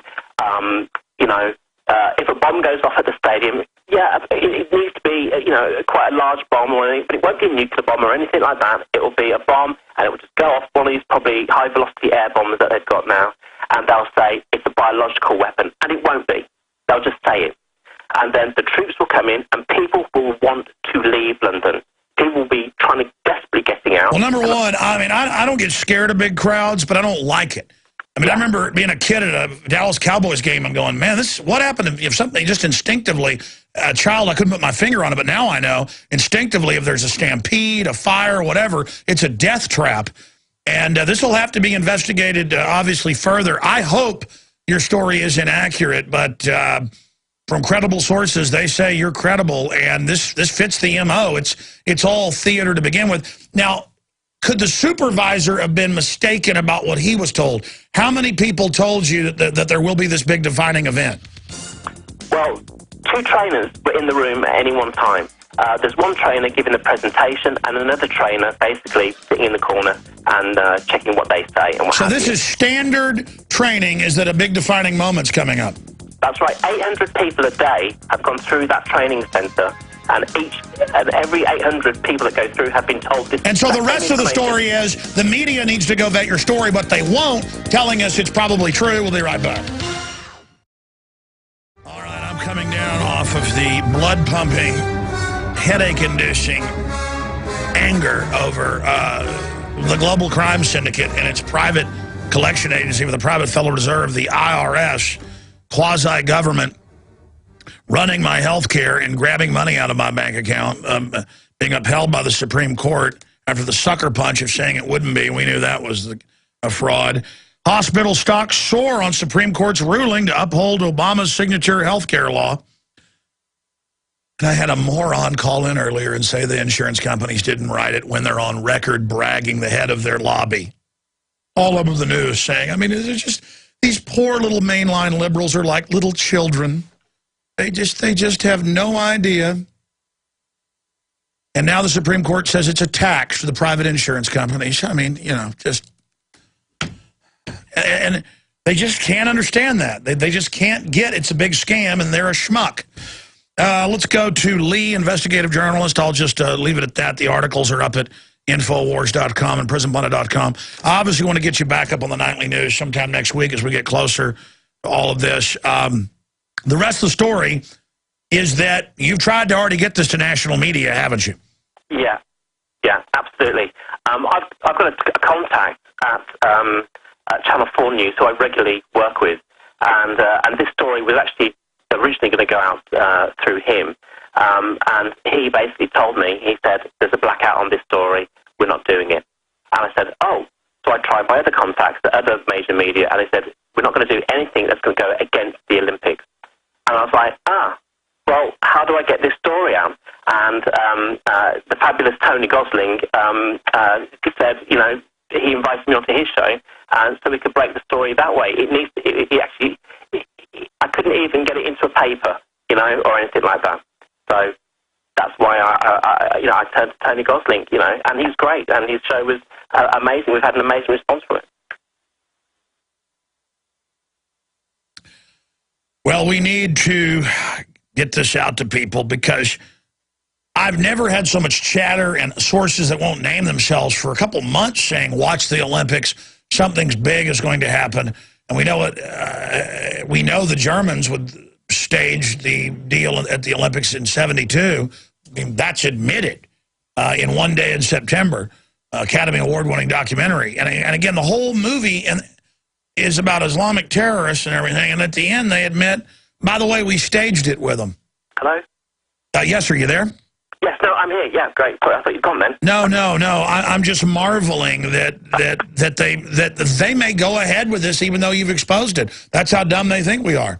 Well, yeah, and, you know, one of the reasons why, you know, I wanted to expose it was to hopefully to say, hey, look, you know, we know something's wrong. We don't know exactly what you're going to do, but you're going to do something, and hopefully expose this so that they change their plans and do nothing. That's my hope. I mean, there's 4 weeks to go, and I'm trying to get this everywhere I possibly can.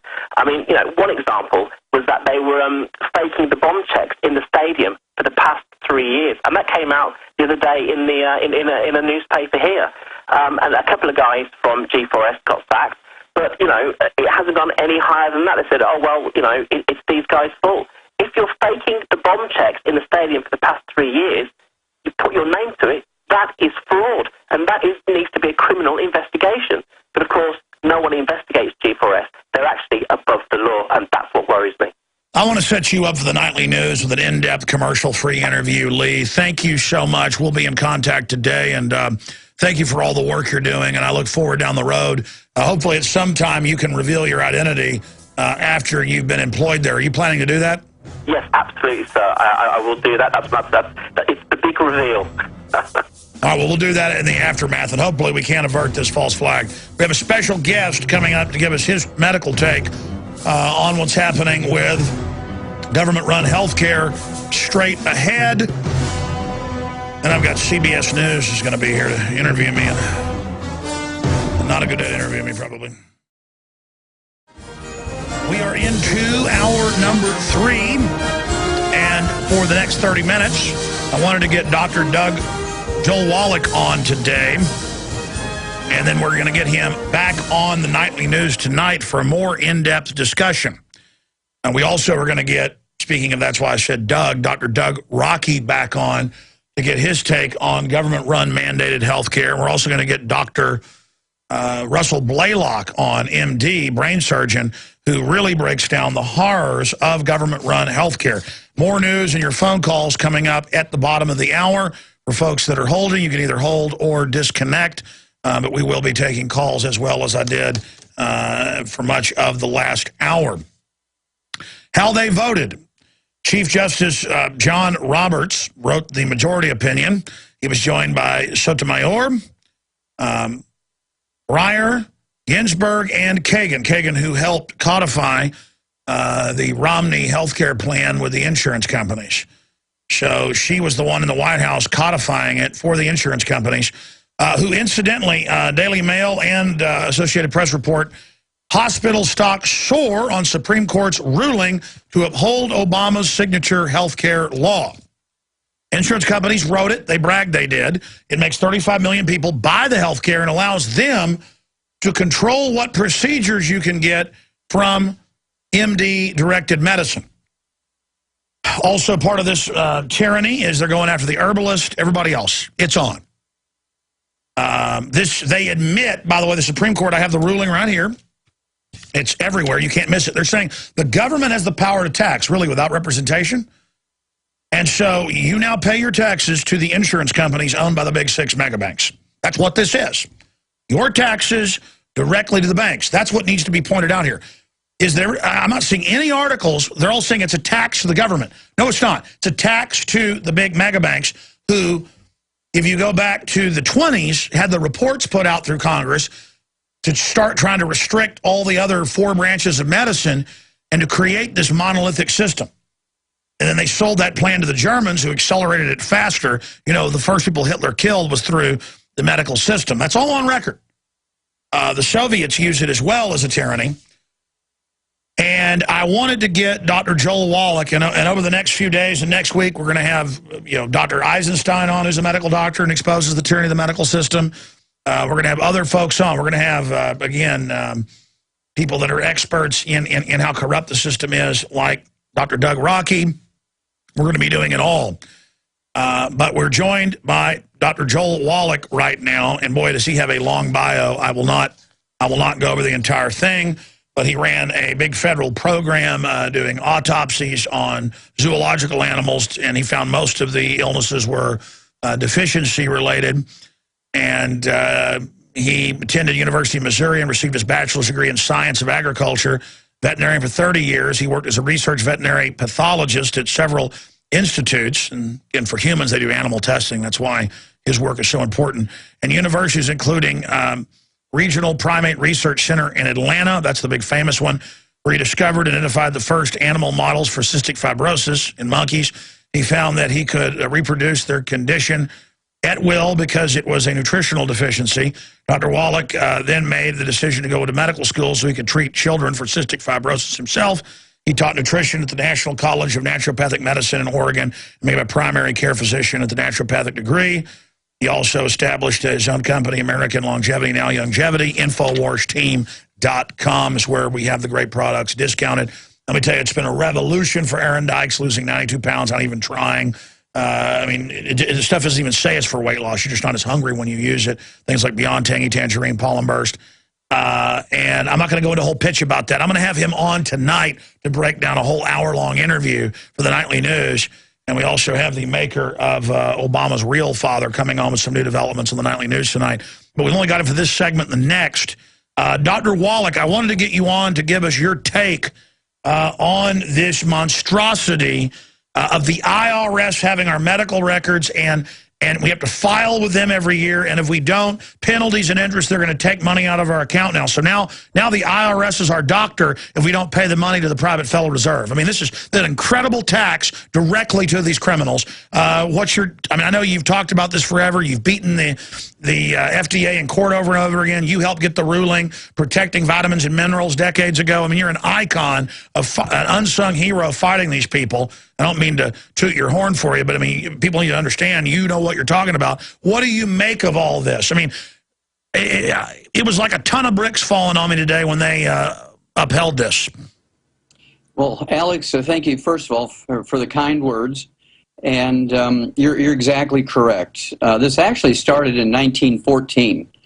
There was actually money that was put up by the Rockefellers and the Carnegies, and there was a professor who was a retired professor who they hired, and he ran around and he looked at all the medical schools back in 1914, and what he did was look at the different kinds of medical schools. And there was, as you pointed out, there were herbalist medical schools and homeopathic medical schools, what they called straights, people who actually used the pharmaceuticals were made from petroleum. And so the Rockefellers and Carnegies were extremely interested in that, and he came back to them and said, look, you have 2 separate types of schools out there, and they got legislation to support through government only that people who went through medical school and used pharmaceuticals could be licensed and recognized as, quote, the real doctors, unquote, and the ones who were herbalists and homeopaths could not be considered real doctors, and they were called quacks back in 1914. Because they weren't able to patent all of that as easily. Now they're trying to patent fish oil and stuff, so now they say it's good for us. Exactly. You got it. Because foods, as they are, you can't patent. For instance, we've known for a long time that niacin, vitamin B3, could lower cholesterol. Well, you know, doctors poo-pooed that for 100 years, and then suddenly now when they figured out how to make it time release and they could actually patent a time-release form of vitamin B3, niacin. They patented it, and now you can pay $150 for a prescription through your insurance of a time-release niacin, and you can get it from a health food store for $3. And so the whole thing is designed to turn the American people into an ATM machine. And if you look at this, Alex, and you pointed this out quite correctly, there's nothing that this health care law does in any way, shape, or form. There's nothing that it does for the patient. There's nothing that makes the patient's care better. There's nothing that makes the doctor use only procedures that work. All it does is find ways to tax everybody to pay the doctor. And it was the biggest sham ever, because they said when they were talking about it initially that it was not a tax, and they passed it through the Supreme Court by convincing the Supreme Court that it was a tax. And now they say exactly, and of course the doctor's just one level. The insurance companies and the big banks are the ones that wrote this, and it's a tax directly to them. Exactly. It goes right to them because, and I wondered why in the beginning they were having IRS agents installed into this to monitor the Health Care Act. Why were they putting IRS agents? Because they're going to start garnishing wages. No, they admit it. They say penalties and interest, and then now they say they're going to raise.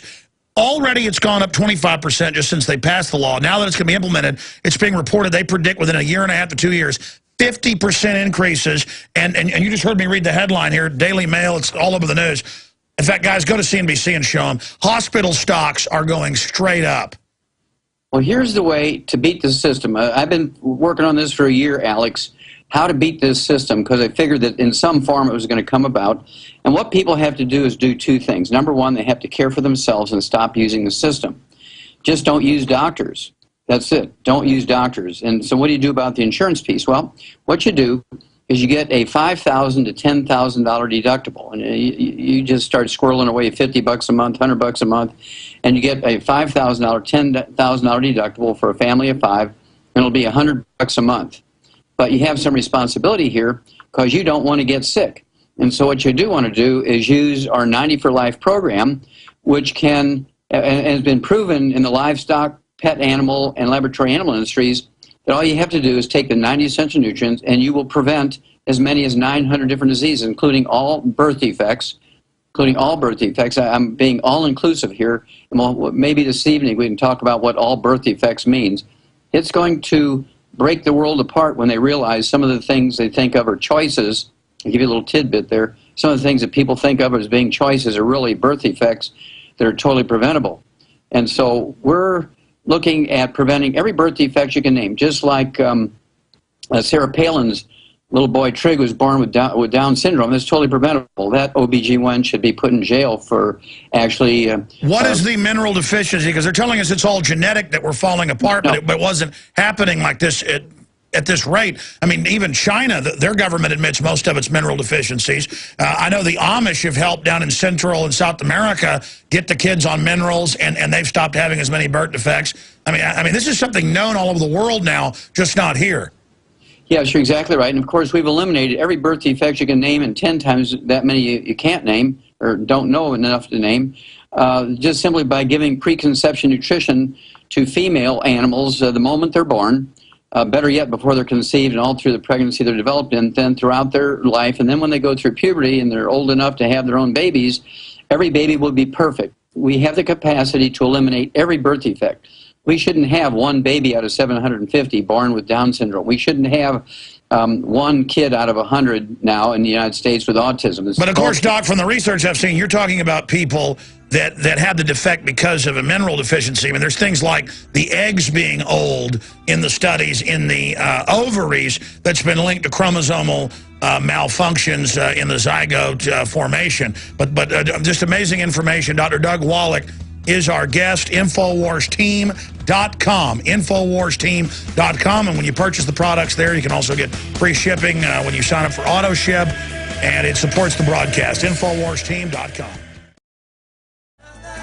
Well, Dr. Wallach's giving a big speech tonight. He gives them all over the world, hundreds a year, dedicated to the work he's doing. I want to get him on the nightly news tonight to spend a whole hour with us. And he's graciously said he'll do it. Very busy guy. To go over this history, to talk about it, and then to discuss how the system knows this. And so, yes, they want you sick. And the proof is in the disease numbers. They try to keep them secret, but you can go look them up depending on which metric. Doctor, what is it with autism to go from 1 in 25,300 in 1970, what was it, 1976, to 1 in 58, that's this year's numbers. The media is using old ones of 1 in 80-something. How many thousand percentage increase is that? To have the number I saw back in the 1940s was maybe one child out of a couple 100,000 would get a particular type of bone cancer. Now it's much higher. I mean, we're talking about huge increases in everything. What is causing that? You're saying from your zoological research, and this is something I saw vets talk about, was minerals. Like, oh, those cows are calving, better give them these minerals, or they're going to be stillborn, or they're going to be deformed. I mean, how do vets know this, but medical science doesn't? Am I correct in saying they know what they're doing at the top, or are they ignorant? Standpoint of nutritional deficiencies, and here's why. The difference between animal medicine and human medicine is simply insurance. If there were no insurance, the medical system and the government and all of the bureaucrats could not game the system. It's not a free market system because everybody's trying to get into your insurance. Everybody talks about getting into your pants. They don't want to get in your pants. They want to get into your insurance. And so in the animal industry, there is no health insurance. And so a farmer doesn't have any way to pay for long-term health care of a pig that has bone-to-bone arthritis. He's just going to be bacon tomorrow. So if he's going to make money on that pig, he's got to bring that pig to market weight in a very economic way. And we've done that by eliminating 900 different diseases with vitamin and mineral supplements. And I've actually tracked the top 20 longevity cultures on Earth. It took 10 years of research. And basically the top 20 longevity cultures on Earth are all illiterate. They're all third world cultures. Not a single one of them is an industrialized nation. They have no private insurance. They have no government insurance. They have no hospitals, clinics, doctors. And yet they have 40 times 100-year-olds we do and live 20 years longer than we do in a healthful way. And you wrote a book on that, and we're going to talk about that tonight. In fact, I'm going to write a note on that because I always mean to really get into depth on those cultures because I've, in separate research, run into a few of those. Give us a couple of those cultures. Well, a couple that people might know about would be the Okinawans, and I'm not talking about the ones who live in Okinawa City and eat McDonald's and Kentucky Fried Chicken. I'm talking about the ones who live up in the mountains and still think the Second World War is going on. And they're putting their wood ashes into the gardens, and the wood ashes are not really wood ashes, they're the minerals that are left when you burn the wood for fuel. And by dumb luck, they live in a place that has the 60 essential minerals in it. The second place would be the Nicoyan Peninsula on the Pacific coast, which are the longest lived people in Costa Rica and Central America. And these people live to be an average of 92. It's just an amazing thing. They have 100-year-old out of 250 of their population, no doctors. They're totally primitive. But again, by dumb luck, they have all 60 essential minerals in their land. And when they burn wood for fuel, they put the wood ashes, which are really the plant minerals, into the gardens. They eat their tomatoes and corn and sweet potatoes, which then have the minerals in them. And they have all the nutrients they need. By contrast, we force grow things with NPK, nitrogen, phosphorus, potassium, which is all the plant needs to make maximum yields for the farmers. And doctors say, oh, don't supplement, you're going to kill yourself, take our drugs. Well, you can't replenish your body, you can't rebuild your body, you can't maintain your body without nutrients. For instance, congestive heart failure, Alex, the most common cause of heart death in America, is a simple deficiency of a single vitamin. And I've gotten people off the heart transplant list by giving that single vitamin off of 27 prescription drugs and gotten them off the heart transplant list if they've been on there for 3 years in 5 days. Their doctors, their cardiologists took them off the heart transplant list, took them off of 27 prescription drugs and said they're completely cured, and they had 3 different heart diseases, including congestive heart failure, just by supplementing with vitamins. It's incredible. Ted Anderson's dad's Alzheimer's reversed. They tested the blood and said, you can't eat leafy vegetables, or where are you getting this vitamin K? He was getting it from Beyond Tangy Tangerine. And the doctor said take him off of it, and his dad went back into Alzheimer's because, you know, they do what the doctors say. And Ted's authorized me to tell that story. Totally blew Ted away. That's when he really got behind your products. People can find them all discounted right now at InfoWarsTeam.com. There's also a phone number there on the side if you have any questions or want to join the business team and be a distributor, 877-551-1301. Dr. Wallach will be joining us tonight on the Nightly News. We'll talk more about it with him then. All right, I completely spun out of control today. Let me tell you what. I guess you didn't know it, but I'm a fiddle player too. Dealing with the IRS now over my so-called health care. The penalties and interest, the insurance companies. I'm going to do a report on the news tonight about it. And then that way tomorrow I'll have it all stacked up in here where it's all over the news from the insurance companies that they went in and wrote the health care plan. And now their stocks are all exploding. That's CNBC, Associated Press, Daily Mail. And I had that caller call earlier. It makes me so angry. And with satisfaction say I was wrong. I'm so sick of it. I'm tired of it. Now I know I've had Tim and the Watcher and everybody holding patiently. I'm going to get to all of you. In fact, I even had Wallach scheduled longer, but I want to go to your calls. So he'll be on the news tonight. We appreciate him joining us. But speaking of that, since I already had this right here, this is not product placement, but it is. I was about to make myself a Beyond Tangy Tangerine during the break and then ran out of time. You can notice we're out of spoons, too. We had some metal ones around there. Some little bisphenol A fork here, linked to brain damage, a new study that's out. Oh, here it is. Bisphenol A exposure linked to brain tumor diagnosis.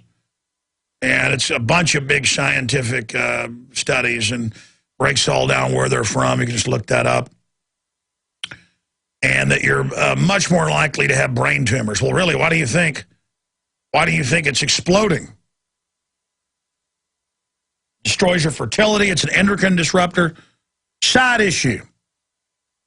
I doubt this is bisphenol A, though. It's just certain types of plastics. The point that I'm trying to get at here is that I wouldn't be promoting Beyond Tangy Tangerine and Pollen Burst if I didn't believe in it. In fact, I turn down every week people that want me to endorse products. I mean, I turn down a lot of them.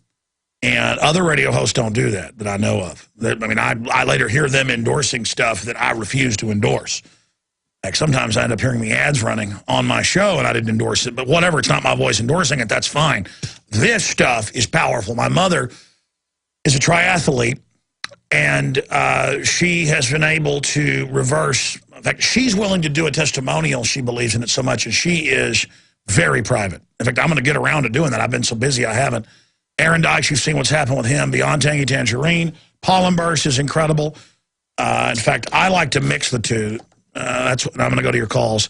I like doing a half scoop or 1 scoop. You're supposed to do 2 scoops of the Beyond Tangy Tangerine. But I like it so much, I just drink more of it, but just take half dosages. And then they've got Pollen Burst that comes in single packs. I'm talking to the makers of it. I like it so much about coming out with a can of it. Well, I'm not talking about it. We're already doing it with my face and name on it. I like it so much, and I want it in a can. I want it in a container.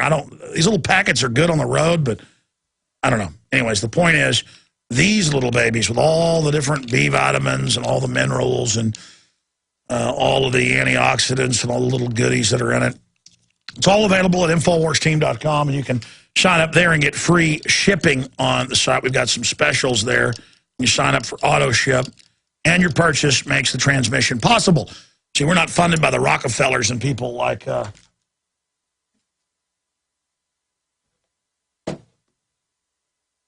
good old PBS, and good old PBS isn't that bad compared to NPR. NPR is really bad. I call that the double trouble right there. Tangy Tangerine. Beyond Tangy Tangerine with Pollen Burst. Double trouble. Of course, that's not available in stores, but sorry. I've got so much more energy now instead of just drinking coffee, taking those pollen bursts. So InfoWarsTeam.com if you want to go there and sign up or become a distributor. You can pay like $10 and then get discounts on the products. It's like a Costco card or something. So InfoWarsTeam.com. Okay, enough of that. I have decided that I'm going to even go to the next level because I don't want to get into this healthcare system. I have had a hernia for 13 years and will not go get it fixed because I hate the MD healthcare system so much. Yeah, you break your leg, they can do a great job. But there's so many mistakes, so many flesh-eating bacteria. One of my children's friends' fathers, 40-something years old, went in to get surgery done on a pinched nerve in his back, and an infection killed him a week later. I can't tell you how many family members, how many friends I've had that were as strong as a horse and went in to have toe surgery or old football injury worked on. Dead, dead, dead. Every week I hear about somebody dying from an infection in the hospital. So, you know what? I got this hernia, and let me tell you, over the years, it's gotten bigger. And I went into the doctor about 3 years ago, medical doctor, and then I went and checked with another doctor as well. And they said, no, that's a peritoneum, you know, the one where it's the bag that holds in your heart and your lungs and all that, at my belly button. It's not an intestinal or hernia of the gut. And they said, you need to lose 70 pounds. Well, I lost 40-something, and I need to lose another 20 or 30 before it gets too big. But side issue, that's how much I don't like the system. And I've got, because I love food so much, I've just got to continue exercising. And I'm going to lose the rest of it. I kind of hit that threshold point, and I've just got to remember to take my longevity products, and I'm going to do it. But this is what we face. I mean, I went in to I had my leg broken and had to have surgery because the bone was cocked out on the side. Didn't come out of the skin, but it wasn't technically a compound fracture, but it was about to be. And they almost killed me. 9 times they tested my blood, came in, had the head of the hospital there, brought in the family doctor and going, yeah, you don't have any heroin in your system and there's no alcohol or drugs. And they looked at me and they said, we've never seen anything like it. 9 times the amount to keep you under. Do you remember waking up and assaulting people? And I vaguely do, yes. They had to tie me down on the bed. So I'm not going under the knife. I mean, or I'm going to have special testing done or something. And then they had the IV in me that night. It came out. There was blood all over me. And then I got an infection. This was a nice hospital in Rowlett, Texas by Dallas. So I don't know why I'm going off into that story. It's just the nightmare. The nightmare. The nightmare of having to go under IRS banker-controlled health care, because that's what this is. This is what they do everywhere.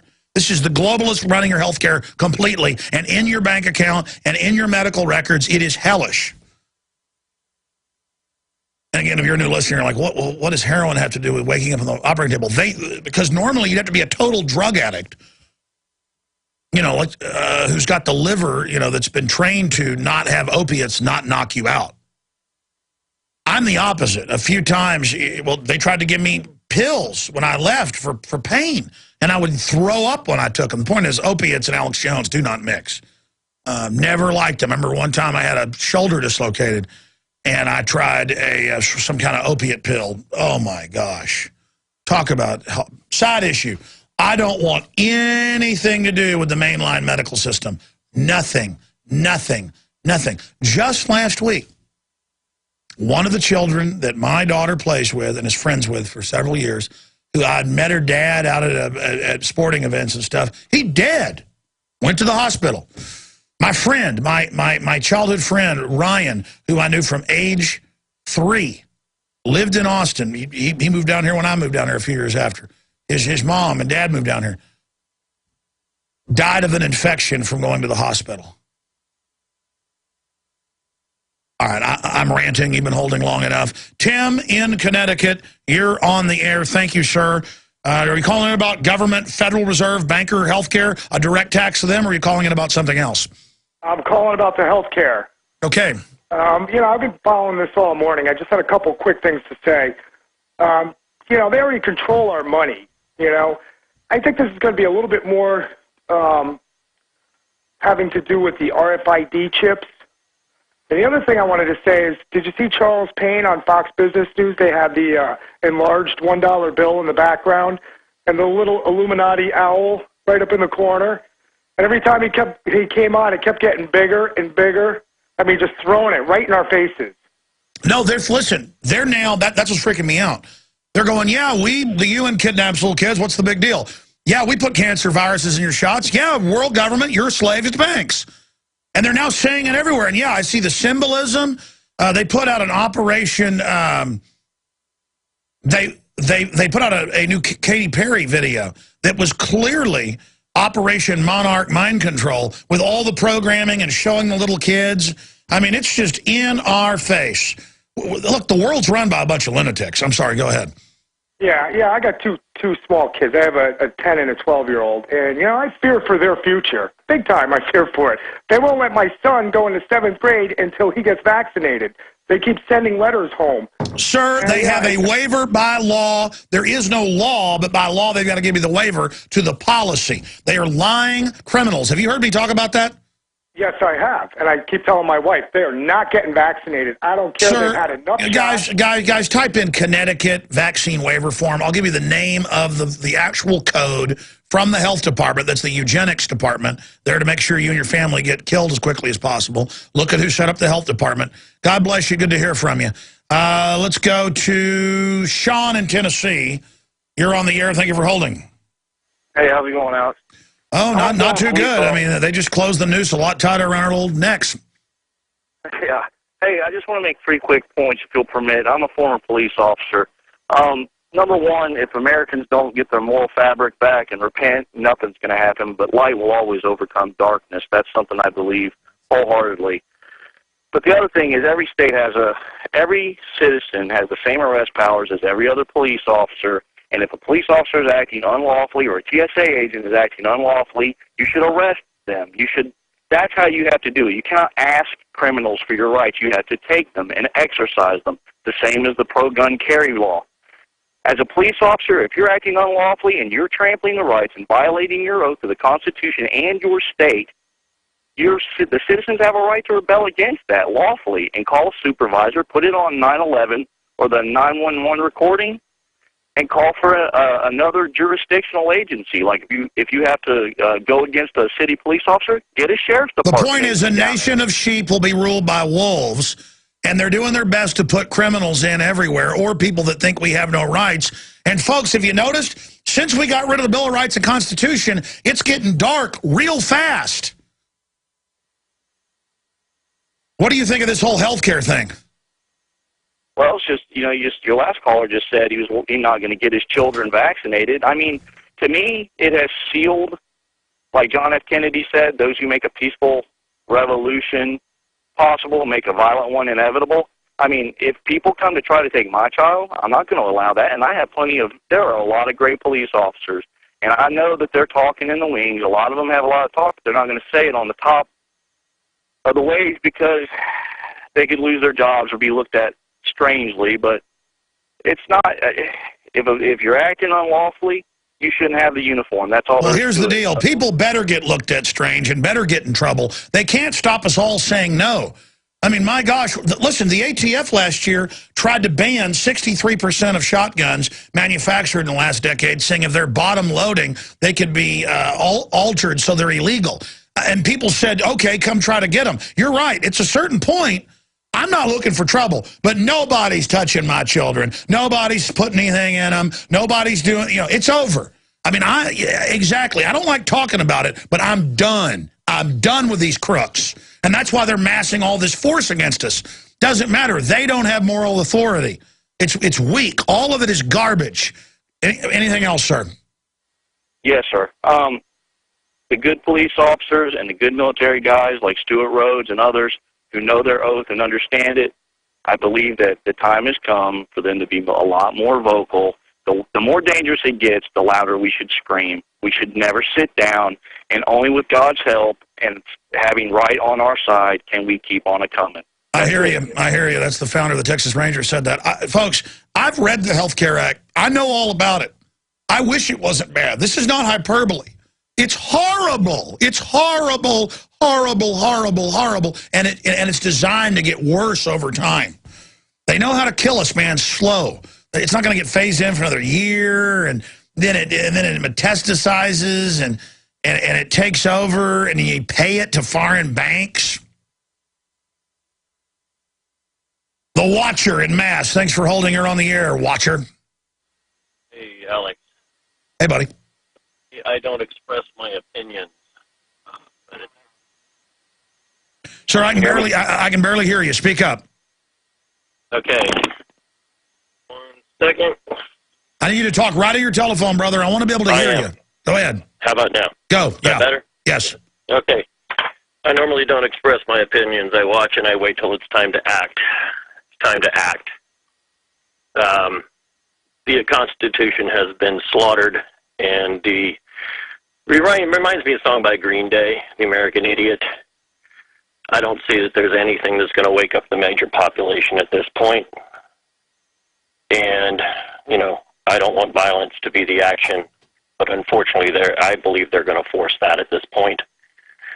When the justices just cow down to the tyrant president and his administration, what other choice do we have but to follow our founders and do what they would have done? Well, what we do is we go out first to all of the... I understand the physical angle, and a lot of people think of that, but we should go to all the city halls, all the meetings, all the little public meet and greets with these Congress people, and say, listen, you little rat, you repeal this tax to the private Federal Reserve. Listen, the fact that this money is paid to the Federal Reserve, we've got to... The average person, when they learn this isn't just a tax, but it's a tax to insurance companies. I mean, listen, they're gearing up against us. They're probably going to start a fight. But I think whoever shoots first loses. You know, our forebears didn't shoot first. And, you know, when the government comes to take the guns, things like that, or individually, you got to do what you got to do to protect yourself. But, I mean, here's an example. Who do you go after physically then? Who do you go after physically? Yeah. That is the big question, since everybody we're supposed to go to for protection and to stand up for our rights and enforce the Constitution are violating it. Now, beyond that, I have one other question. I need your sure, throw it opinion. out. Throw it out. Throw it out. Do you think Syrian girl is legit? Well, yeah. I mean, she's just a guest. Lives in another country, doesn't live in Syria now, and she's criticizing how they're using Al-Qaeda. I mean, yeah, I mean, she's legit giving her perspective on it. The news she covers is right out of the news. So, yeah. Oh, boy. It is horrible what's happened.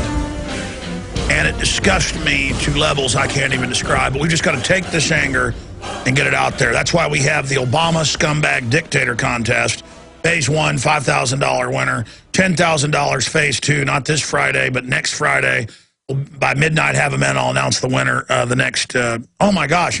I've got to announce the winner of the reporter contest today on the Nightly News. And, guys, remind me to play those tomorrow, the male and female winners on the show. This is a big deal. And, again, they win $5,000 apiece. They win $5,000 apiece, and then they're in the running to get hired here if it all works out, and they want it, and we want it. And we've got other great people here in the office as well that are starting to do reporting for things like PlanetInfowars.com. We've got Christy. We got Darren McBreen. We got Aaron Dykes. We've got Paul Watson doing it. We've got Rob Dew doing it. So we're going to have a lot more reporters. What we need is a couple more video editors, a couple more reporters, another graphics person or so, because we're overwhelmed. I'm not complaining. But it just gets, I mean, we had like 600-plus good submissions, and months went by just trying to figure out who the winners were. I'll be quite frank with you. We've got it down to like 4 or 5 people. I've got to go after the show and do a CBS interview, and then I've got to start doing the news, and I got to do 2 interviews for for the nightly news. I'm not complaining. I just don't know. I was supposed to choose the winners last night, and I'm like, well, is it them, or is it her, or is it him? Or so, I mean, the reason I'm not announcing it now is I still haven't figured it out. I mean, talk about look out too successful of a contest. I mean, over 600 good submissions. 600. And everyone gets an A for effort. Everyone did a great job. So many great videos. All of you. And then I feel bad not letting everybody be a winner. And then I want to hire, of the top 10, I want to hire like everybody, but I don't have the money. We better sell some Beyond Tangy Tangerine at InfoWarsTeam.com. And I want to, everybody's good. We got CJ new on the crew in the last month, really, in the last few weeks, really kicking butt. And so we're trying, excuse my French, we're really trying to go to the next level. We're really trying as hard as we can for you. And all I can say is, instead of getting angry like I do, I mean, I blew up today on air and off air because this is so upsetting for my family and your family. But we need to really realize how bad this is. I mean, this is horrible. People say, oh, don't fake cry. No, I'm holding back tears. And it's not like you even, like, physically, I feel sad and bummed out, but it's like your body is sad. Like your body's like, you should be crying, and you start feeling your eyes water. I mean, it's like, this really is horrible. This is so horrible, the direction this country's going in. And again, this health care plan is so unconstitutional. And it's so horrible. Come on in. Oh, yeah, well, they can come on in, but the show's basically over now. Yeah, come on in, guys. And then we're going to go do the nightly news tonight as well. So when we've got a news crew here doing an interview. So that's it for this hour of worldwide transmission. Sorry to some of the callers. I got to most of you. But we'll be talking about this more, obviously, here on the broadcast in the future. Big news dealing with the troops being massed in and around London at Infowars.com. Here is a story out of the London Telegraph. Olympic roof missiles residents to launch legal action. So we're going to be watching that report as well. I tell you what, we'll do some overdrive and go to some of these callers. We'll be back in 60 seconds. Man, shining light. Endorsing Mitt Romney was a punch in the stomach. This is like 100 punches in the stomach.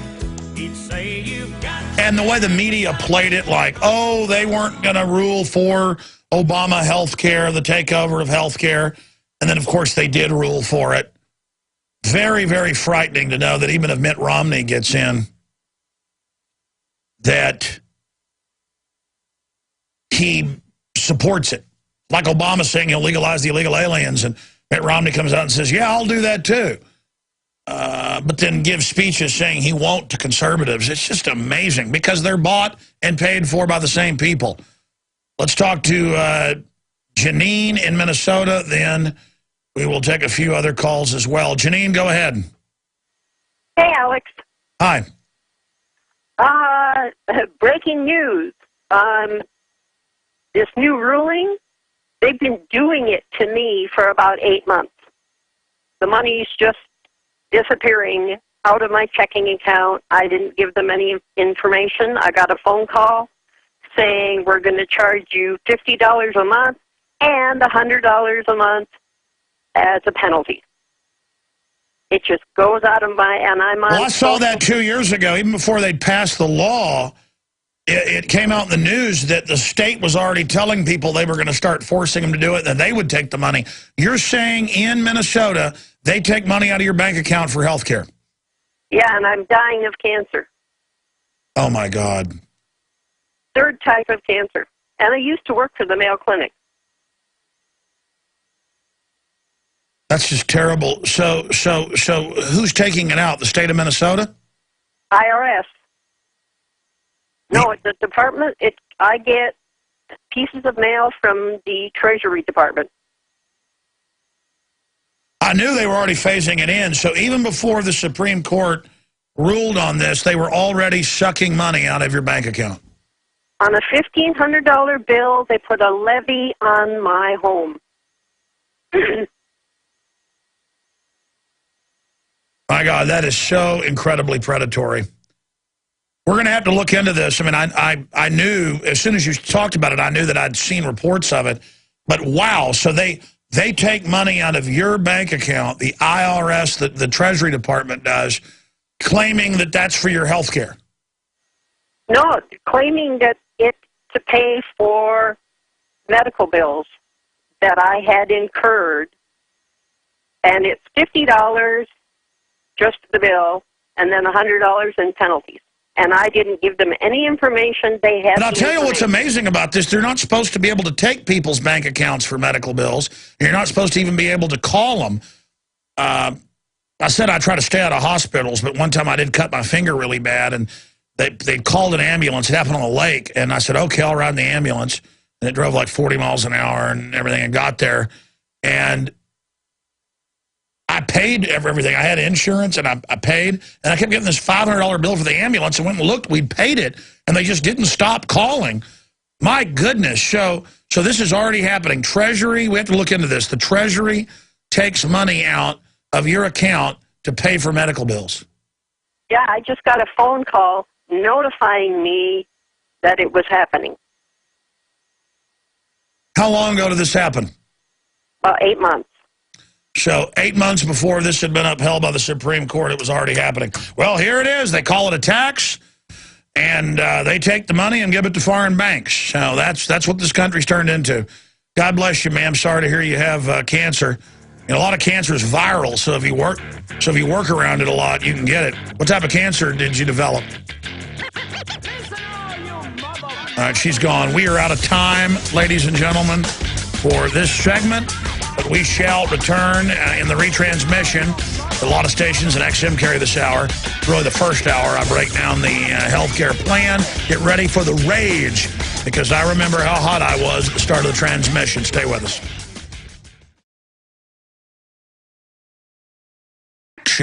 Not as rhetoric that comes out of Obama, because this is what they want. This is globally going in everywhere. You can watch on C-SPAN, the House of Commons.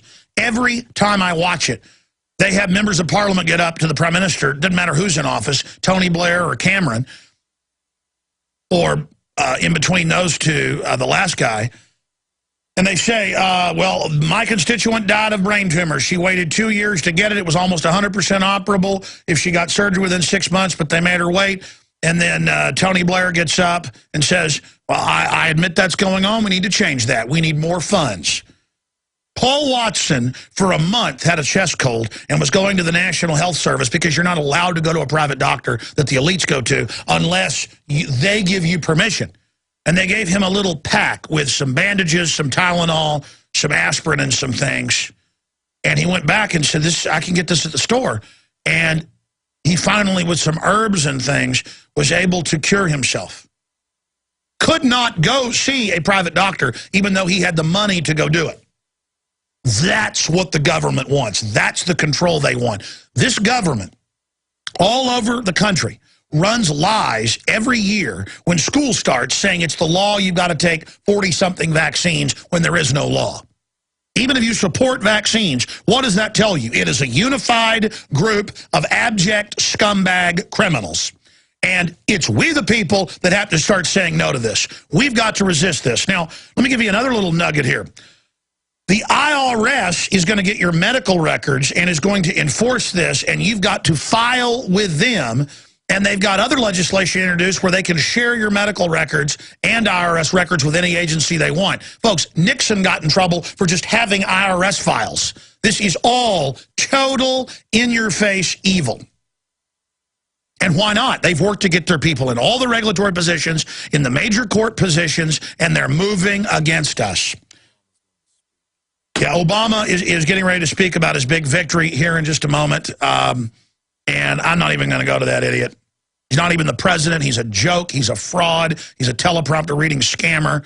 But we'll read some of the scumbag transcript later. And it's time to pull them down. It's time to stop putting them on a pedestal. It's time to, really, that's not an exaggeration that we have a criminal government. I have the Washington Post Foreign Policy Journal, foreignpolicy.com, one of their elite publications, saying fast and furious, fast and the ridiculous. In Mexico, it's taken as fact that the United States is backing the drug cartels. You mean criminal elements.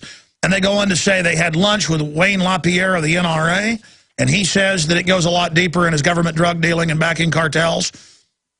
And they say they met with a top libertarian banker as well, and they say it. Well, they don't say it. It's in the Chicago Tribune. It's in the El Paso Times a year and a half ago. We broke it. It's in federal filings. The tons of cocaine per little cartel they've got, the guns they ship to drug cartels in the U.S., in Chicago, in Indianapolis, Indiana, in Dallas, Texas, in Tampa, Florida. I mean, go look it up. Look, they're drug dealers. They carried out Oklahoma City. This isn't the government. Okay, I said I'd give you the skinny on the health care law. Here it is. Here it is. The trap, number one, is this. The trap. Once they've got government control of mandated health care, they openly are saying through the death panels, and they've set them up. They don't call them that, but it's these federal boards that are staffed by insurance company execs, bioethicists, who decide you don't get eye surgery after 65. You don't get knee surgery after 60. Oh, you were overweight, so you don't get that knee surgery, or you don't get that. I mean, literally, they admit in Time Magazine, Newsweek, they're rolling it out now, going, well, you're paying for it. Those of you that are healthy, you shouldn't have to pay for it. Well, see, we don't need to pay for people that have made bad choices. That's why it's a free market system. But once you have that trap, now we've got to have social control. And so that's the big plan. And they admit the plan is to control everything and have the big insurance companies make you buy health care. It's already increased the price in the last 2 years. Just the fact that it was in place and being phased in, a 25% plus increase in cost. Most analysts said it's going to go 50% in the next 2 years.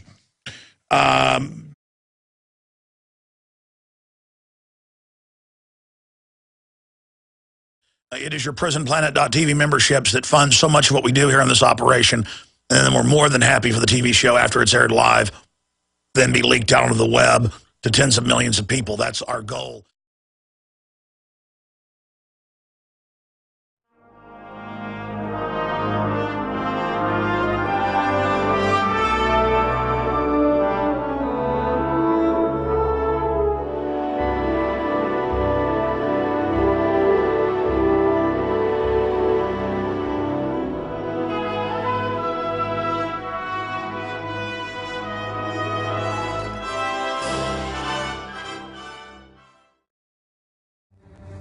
Okay, my friends, we're live. We're here. It is Thursday, the 28th of June, 2012, a day that will live in infamy. I said 6 months ago that I thought the Supreme Court would rule in favor of government-run, nightmare-forced health care and all that comes with it.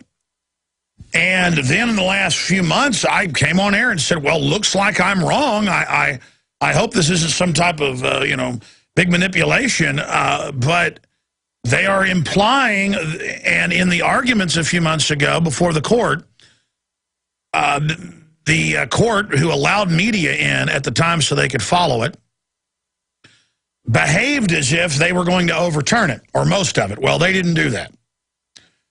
And they said the power to tax is the power to do whatever they want. Well, George Washington said the power to tax is the power to destroy. They're claiming that they have the power to tax, the federal government does, and that's unlimited, basically. And it's actually true. That's what this is a tax, and it's to the insurance companies.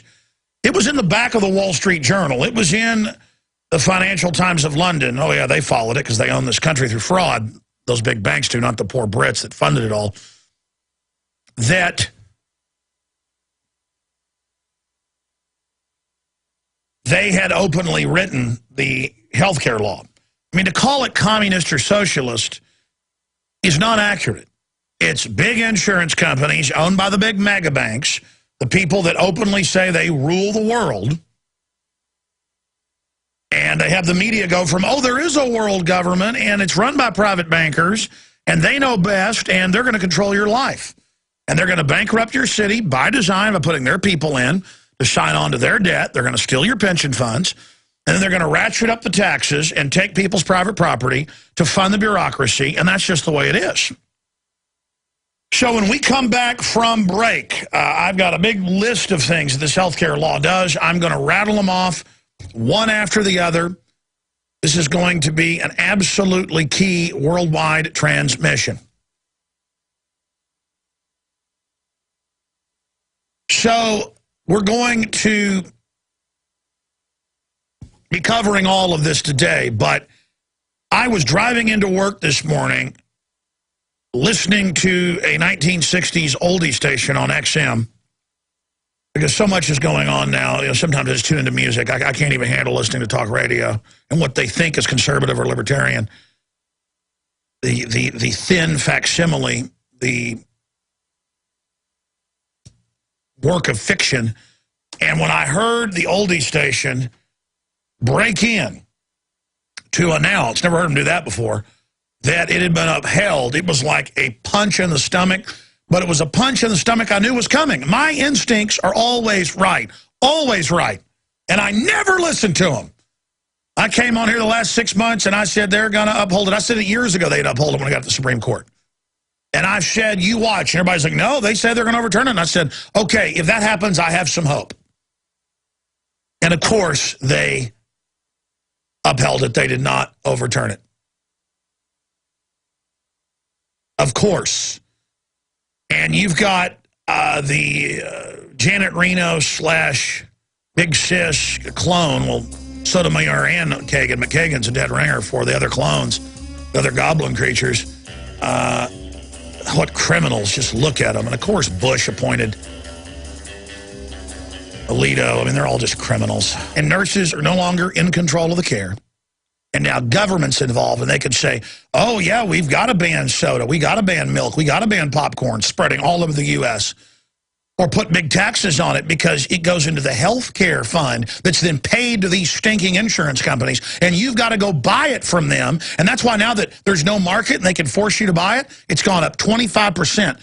That was about 6 or 7 months ago I saw that number. They were projecting 50% in the next few years. But health care has already gone up a bunch. Yeah, because they're making you buy it now. There is no end to this. And in Canada, in England, in Germany, I talked to the people over there. It is selective. If they don't like you, they put you to the end of the line.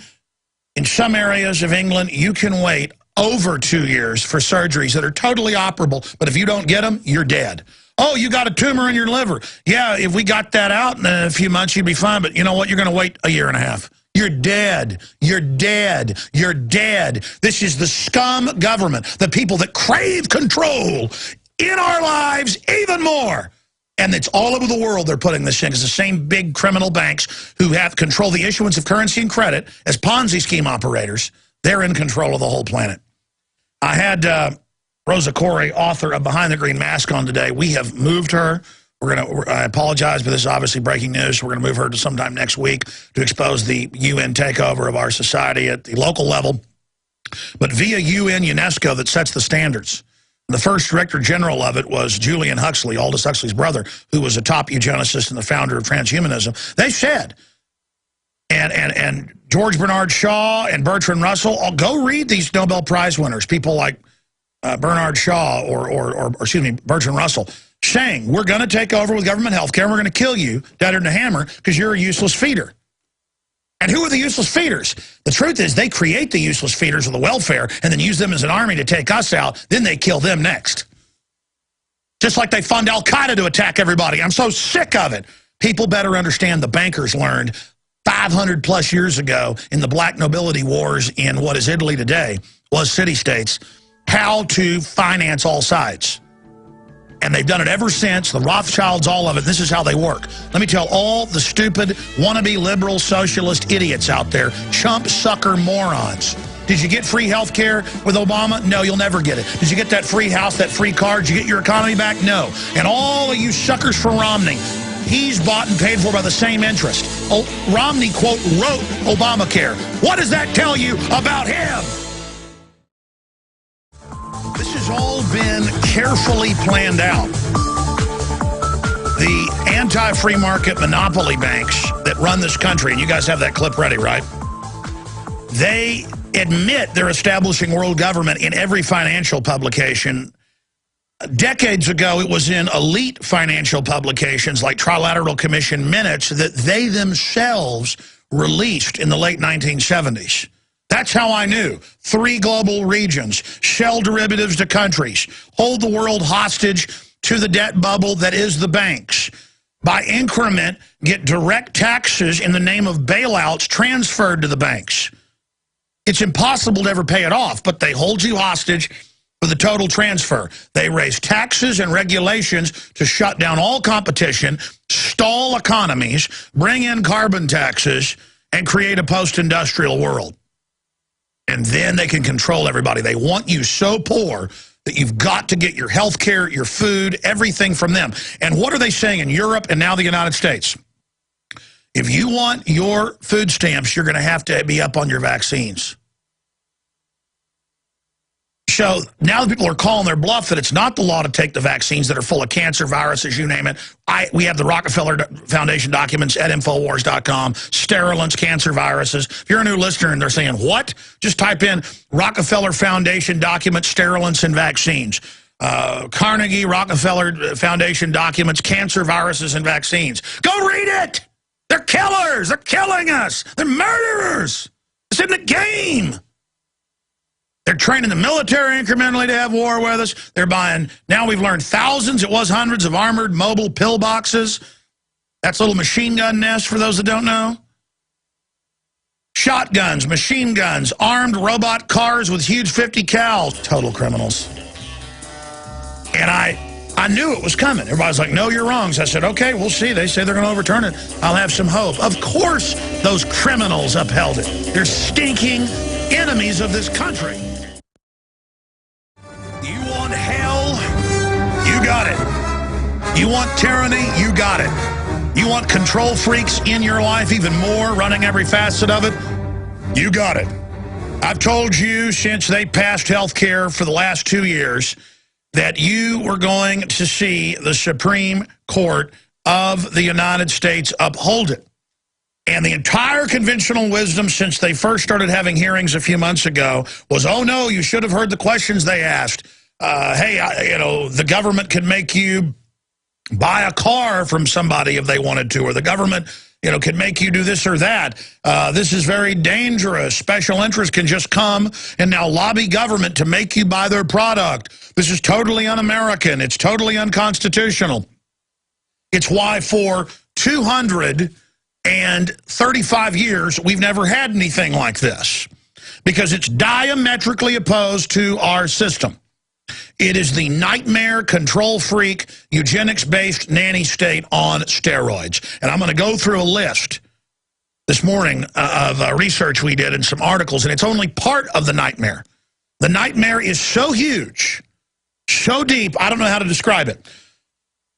This morning, I got the news driving to work that the Supreme Court, who was going to announce last week but suddenly backed off and didn't announce, and I made the point, I thought that was very foreboding, came out and basically upheld the entire government-run healthcare system that was written by insurance companies.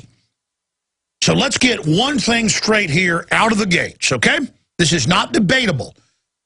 NPR this morning had Gibbs and all the globalist minions and press secretaries of old on celebrating the people get their free health care. Isn't this great? Let's get one thing straight. The big insurance companies on record, go read the Wall Street Journal, go read New York Times, they sold it like, well, it's a good idea. The insurance companies are even for it. A consortium of them wrote it. Yes, that's why Obama's plan is Mitt Romney's plan, because Mitt Romney's plan was not his plan.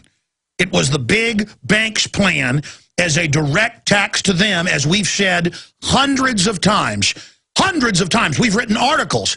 I can't believe how dead on this transmission is. It's unbelievable. You've ignored at your peril. And you know why? Because we do the research. No one else has been saying this.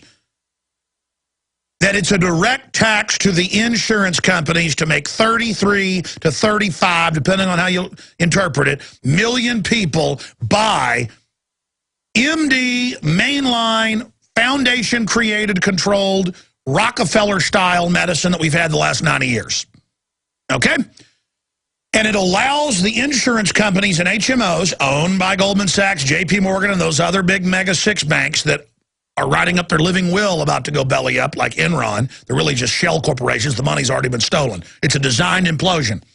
They own the big insurance companies on record. And this is a tax, as the Supreme Court has said. And they claim that's their power. A tax directly to special interest. Your money doesn't go to Uncle Sam. They're saying this is a tax directly to, in fact, guys, will you cue up the CNBC piece where they say we're all slaves to world government, please? Cue that up for me. Because it's in your face, okay? Listen, it'd be bad enough to have socialist health care even run by good people because it would turn into eugenics-based. Once you communalize everybody, folks are going to say, well, we got to control what you eat and do because everybody else is paying for it. And there goes free will, there goes individualism, here comes the nanny state into your life, in your bathroom, in your bedroom, in your medicine cabinet, in your refrigerator. And you notice all that's being rolled out right now. So I'm going to go through all of this, but it makes my head spin. And nothing has made me want to leave this country more than when I got the news this morning that they had just put the whole thing through. As my gut told me they would. Because, look, the elites that have taken over this country, the banksters, the Bernie Madoff, Ken Lay types that are creating the carbon taxes, and that just got upheld by a federal appellate court. This is the agenda they want. That's why the exact same thing comes out of Mitt Romney in his act. It makes more people dependent on the system. There was already charity care, but they got rid of the Hippocratic Oath 15 years ago in medical school that they'd had for thousands of years. Hippocrates, going back to that my dad was taught in dental school. You do a 30-year care for free, or you get local charities to pay for the lab work and things. All these so-called charity hospitals that are really for-profit, they're supposed to, people don't even know. How do you think the illegal aliens get the care? They go in and say charity care. Boom, by law, they're giving it. One of my crew members had Crohn's disease. His insurance had dumped him a long time ago. It's before he even worked for me full-time. And I said, no, there is charity care. His doctors lied and said it didn't exist. He found out about it and had like a $40,000 surgery for free. For free, because he couldn't afford the insurance. And he was somebody making, lower middle class wages at that time. They wouldn't insure him. And he couldn't pay for it. And if you pay the top dollar, it'd been $200,000. But the charity care calculation for everything put together in 2 weeks in the hospital and a bunch of his intestines removed was $40-something thousand. So they're getting rid of that. There's no Hippocratic Oath. There's no you're supposed to do the health care part of it for free. It's not just about playing golf on the golf course. By the way, it's bankrupting doctors. They don't make the money they used to. When we come back, I'm going to break down the rest of it. The trap, letting control freaks and social engineers of government who say there's too many of us run everything. The insurance lobby wrote the entire thing. And it dovetails with the IRS is to be the enforcer now. The collection agency for the private Federal Reserve, who this tax pays to, will now be in your health care. And the Supreme Court said this is a tax. What an incredible admission. It's actually true. They go, we have the power to tax. Yeah, the power to destroy. But it's illegitimate because it's out of your purview, your jurisdiction, and it goes to private banks that own the insurance companies. And like a boa constrictor, they're going to take their time coiling this system around us and squeezing us. During the short break, I was watching part of Obama's live speech from the criminal house, the White House there, that is being disgraced by all the rats and criminals that are inside of it publicly and all the different crimes they're committing, from putting our military under NATO and UN command and telling Congress they have no authority to giving al-Qaeda control of Libya and areas of Syria, as we reported 4 days ago, back on Sunday. There are special forces from the West backing al-Qaeda, getting near and surrounding the president's compound there in Damascus. I mean, there's just no end to the unbelievable wholesale evil. that the globalists are funding in front of everyone, because the general public is in a trance and it's too lazy to get into the complexities of what's happening. But it's not even complex anymore. In fact, I had the guys during the break, I said, type in Obamacare does not cover pre-existing conditions. And the law comes up, the Associated Press comes up, and we can put that on screen for folks if you're watching on prisonplanet.tv, if you're a radio listener.